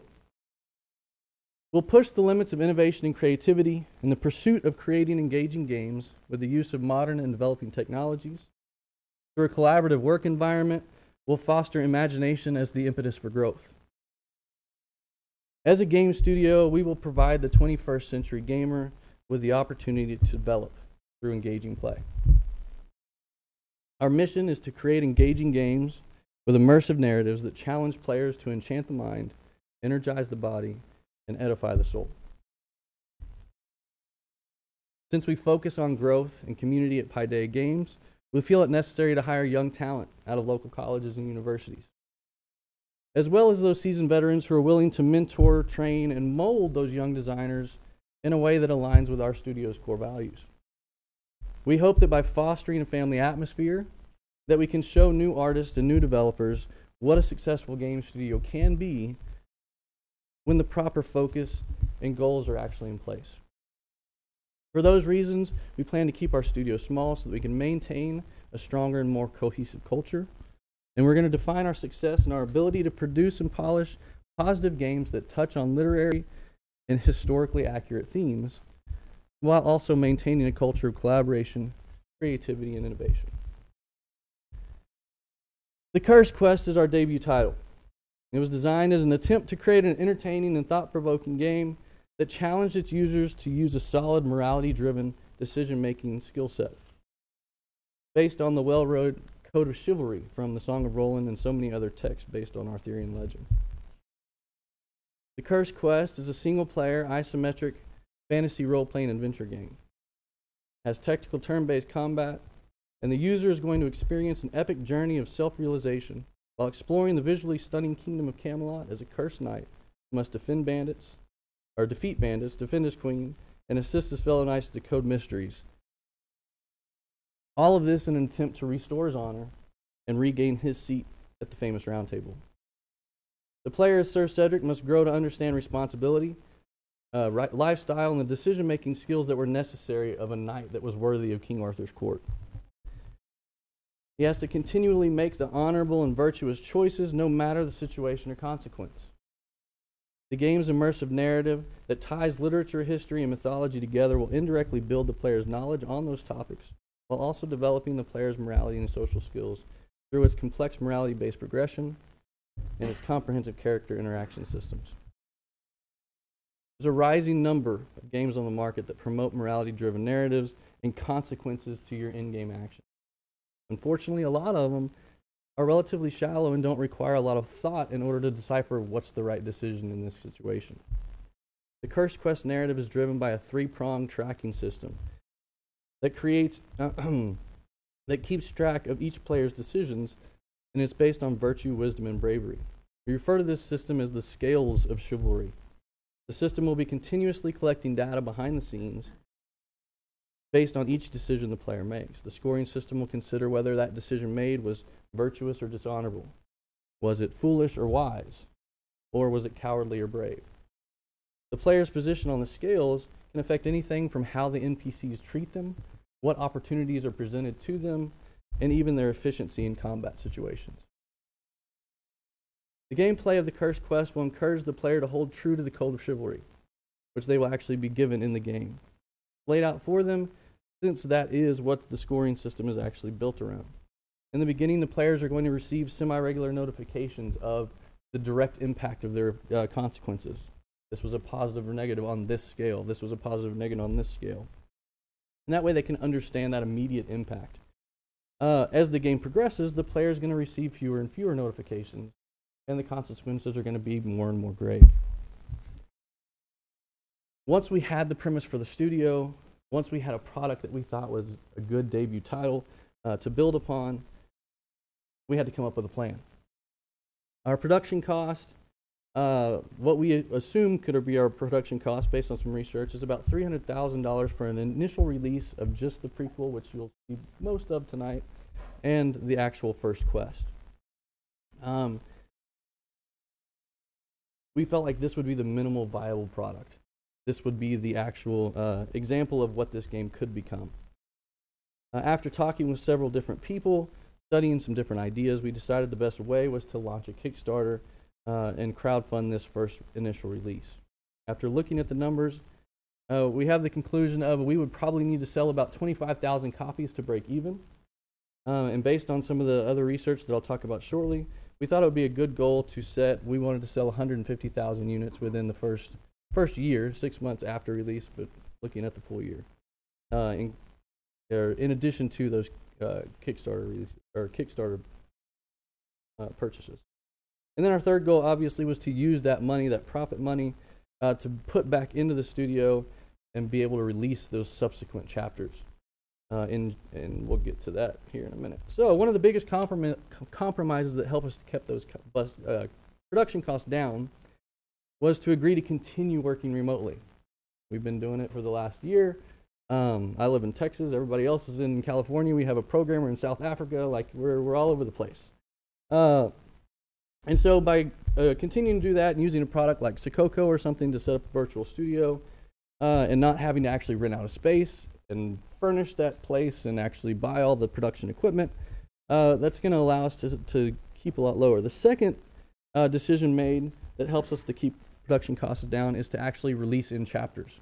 When we originally had the idea of releasing the full 7-quest narrative, it was close to almost $2 million over the next 2.5 years, and it was just like, oh my gosh, that's just ridiculous for a team like us, and you know, we all have full-time jobs and everything else. So the breakdown of the investment obviously is kind of up here, and I'm going to go through some of that. The largest portion of the investment obviously goes to the most important part of the studio, which is our actual developers. We plan to start Paideia Games with 8 people. Since we'll be working remotely, we have to be flexible with those startup salaries because everybody's in a different place, and you know, cost of living is a little bit different everywhere. So these are just some ballpark numbers based on some research. Again, I live in Texas. It's a lot cheaper than out here in California. So some of y'all are like, nope, that's not going to work. So in addition to the salaries, we kind of looked at some of those one-time setup fees. Some of those one-time setup fees and just monthly expenses.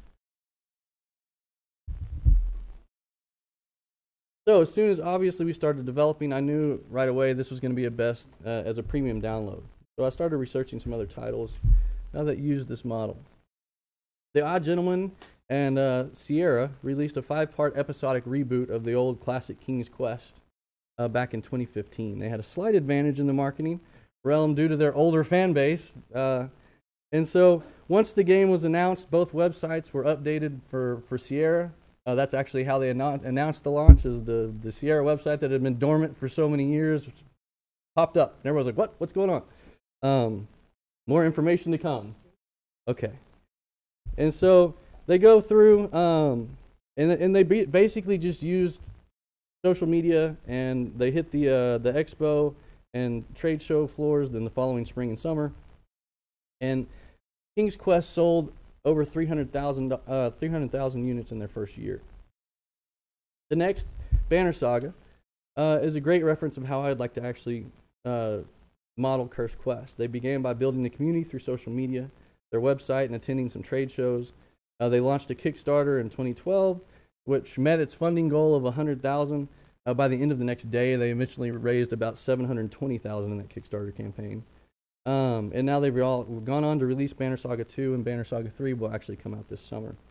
You could purchase the game one at a time, or you could actually get the entire thing for a slighter discount. They sold more than 360,000 units in the first year, and by the end of the second year, they had sold over 800,000, and that's just... so our target demographic, we aim to reach a wide range of PC gamers. Okay, it's the RPG gamers that are intrigued by that immersive narrative-driven story, as well as those that have interest in Arthurian legend. We'll also acquire some of those large population of gamers that just love turn-based combat, or turn-based tactical combat. And so this game will have the opportunity to reach different markets, in addition to those that look for games that have those consequences and that ethical gameplay built in. Originally building out for the PC, but obviously if we have a lot of success through that initial release, we can look at kind of porting out and building to different consoles in the future. So similar to the previously mentioned, one of the primary factors we're going to rely on to help build our community is creating a strong web presence. We've already created a website, social media accounts with Facebook, Twitter, and Instagram to start developing that fan base. We plan to use a significant portion of our marketing budget to attend trade shows and conventions just to expand our market share. We also plan to begin advertising well in advance of our release date on social media platforms, as well as some popular websites for gamers and gaming magazines. We think these will be good channels to reach our actual target demographic. And then, as mentioned, one of our goals is to crowdfund in the initial release of the Cursed Quest. We hope to bring a publisher on to invest the cost of launching that Kickstarter, and then using the crowdfund to cover the rest of the development expenses.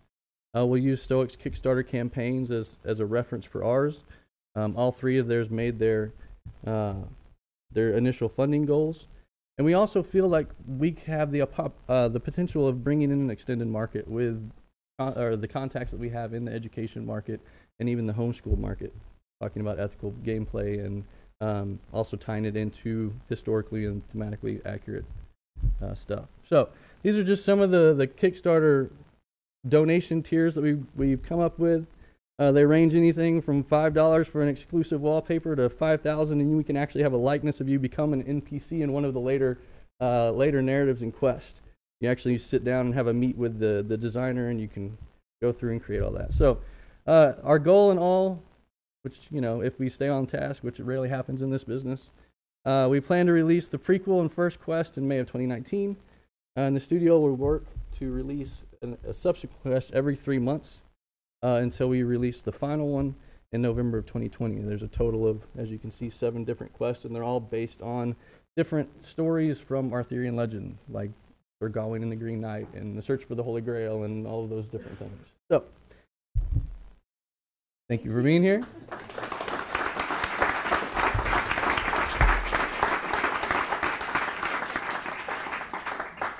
So now for the fun part.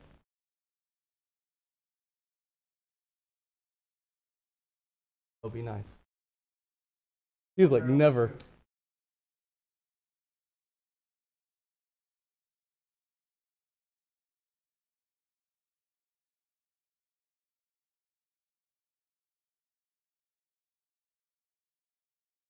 Amazing veterans, yeah. Yep.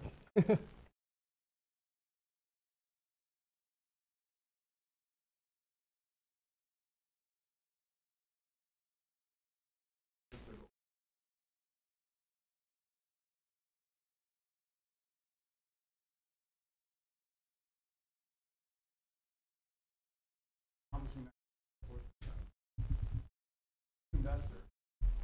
I can justify.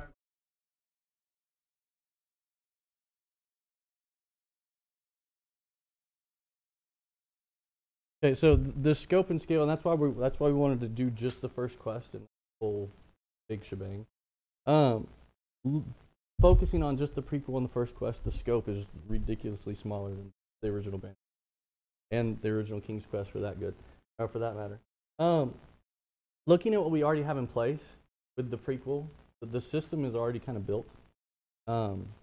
There's some more stuff that obviously needs to go into the mechanics behind the scenes of the scales of chivalry and how it measures each thing. A lot of that is used in just within the dialogue trees. You know, us as having actual nodes built into that, like if they choose this thing's this. So, you know, character-wise, we have some base characters that are actually just going to be able. We've done pretty much everything modularly, so there's not going to be a whole lot more that we have to build out. It's just more about building out the narrative, changing some textures, and you know, obviously the first quest is the main scene in the first quest is the castle, as opposed to the prequel, it's the village, and so the castle would be the big chunk of building out. And then it's just writer having to actually write everything out. And so I think scope is where we're actually going to be a lot better off. Is like you said, yeah, they're better. some awesome veterans at that. So I mean, it's not comparing our skill set to theirs. It's more comparing. At the time, it was a new studio. It was different people from different experiences coming together and trying to make this thing that they envisioned. And so that was kind of the premise of it. And that's why that was one of the main reasons we're not doing this whole sanity. And so breaking it down and doing the chapters. And that's kind of why I brought in King's Quest, episodic release that they did. I thought that was a good model.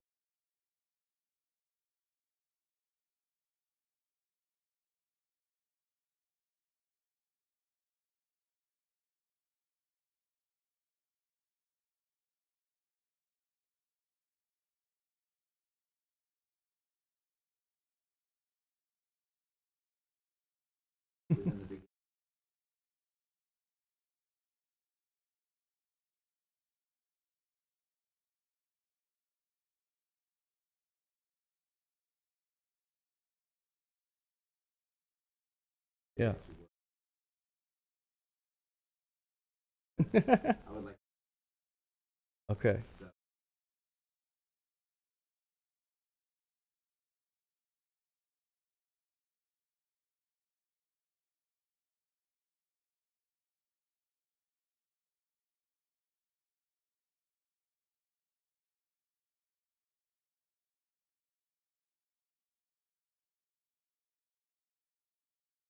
Pretty strong. Yeah. Like, Oh, the one you saw was bad. I'm better over there. so this is, Yes. This is the. Yes.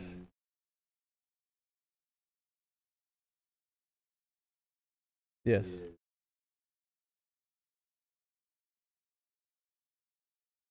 Yes.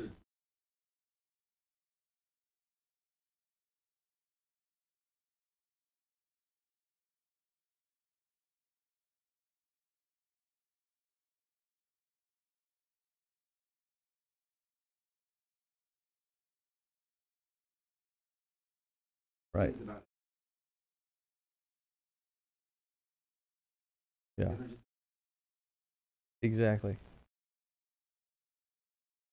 Okay, so the prequel with a volunteer team is hopefully not going to be what we could make with a full-time studio. So, and that's part of it. The premise of the game and ethics, and one of the original slides that I cut because the presentation was way too long when I first did it, talked about how on the prequel and the first quest, on the prequel, everything really kind of does seem obvious. You know, and Abby made a comment like, well, they're really shallow, and you know, and so setting up the player to begin with, like, hey, you have this code of chivalry that you're supposed to be going through. Until you kind of wrap your mind around that, we're going to make the quest kind of as obvious as possible, and we're even going to start the very first thing with just going and fetching something. And in the dialogue, you go through that. But as we build through the plan, because we have a rough outline for all 7 quests, each quest gets subsequently more and more in your head, like there's not a good response here. If I do this, I'm gonna lose this, or if I make this decision, well, in the long run that might help me, but immediately it's gonna really screw me over. And so, you know, obviously what you saw is definitely not anything like that. But that's kind of where the plan is to go. Each quest is going to be a little bit more and more subsequently challenging. And what we've planned to do is, you know, when you finish the first quest, it's going to have that save file, so that when you actually load in the second quest, it reads your previous game files, and so it sees where you were on your scales of chivalry at the end of quest 1, and that's automatically going to change how you start with quest 2. And so as you go through and you do chapter after chapter after chapter, you are having extremely long-term effects based on the decisions you made maybe 2 or 3 chapters ago. And so that's kind of where we're attempting to go with it. I don't know if that answered your question exactly, but okay. Thank you.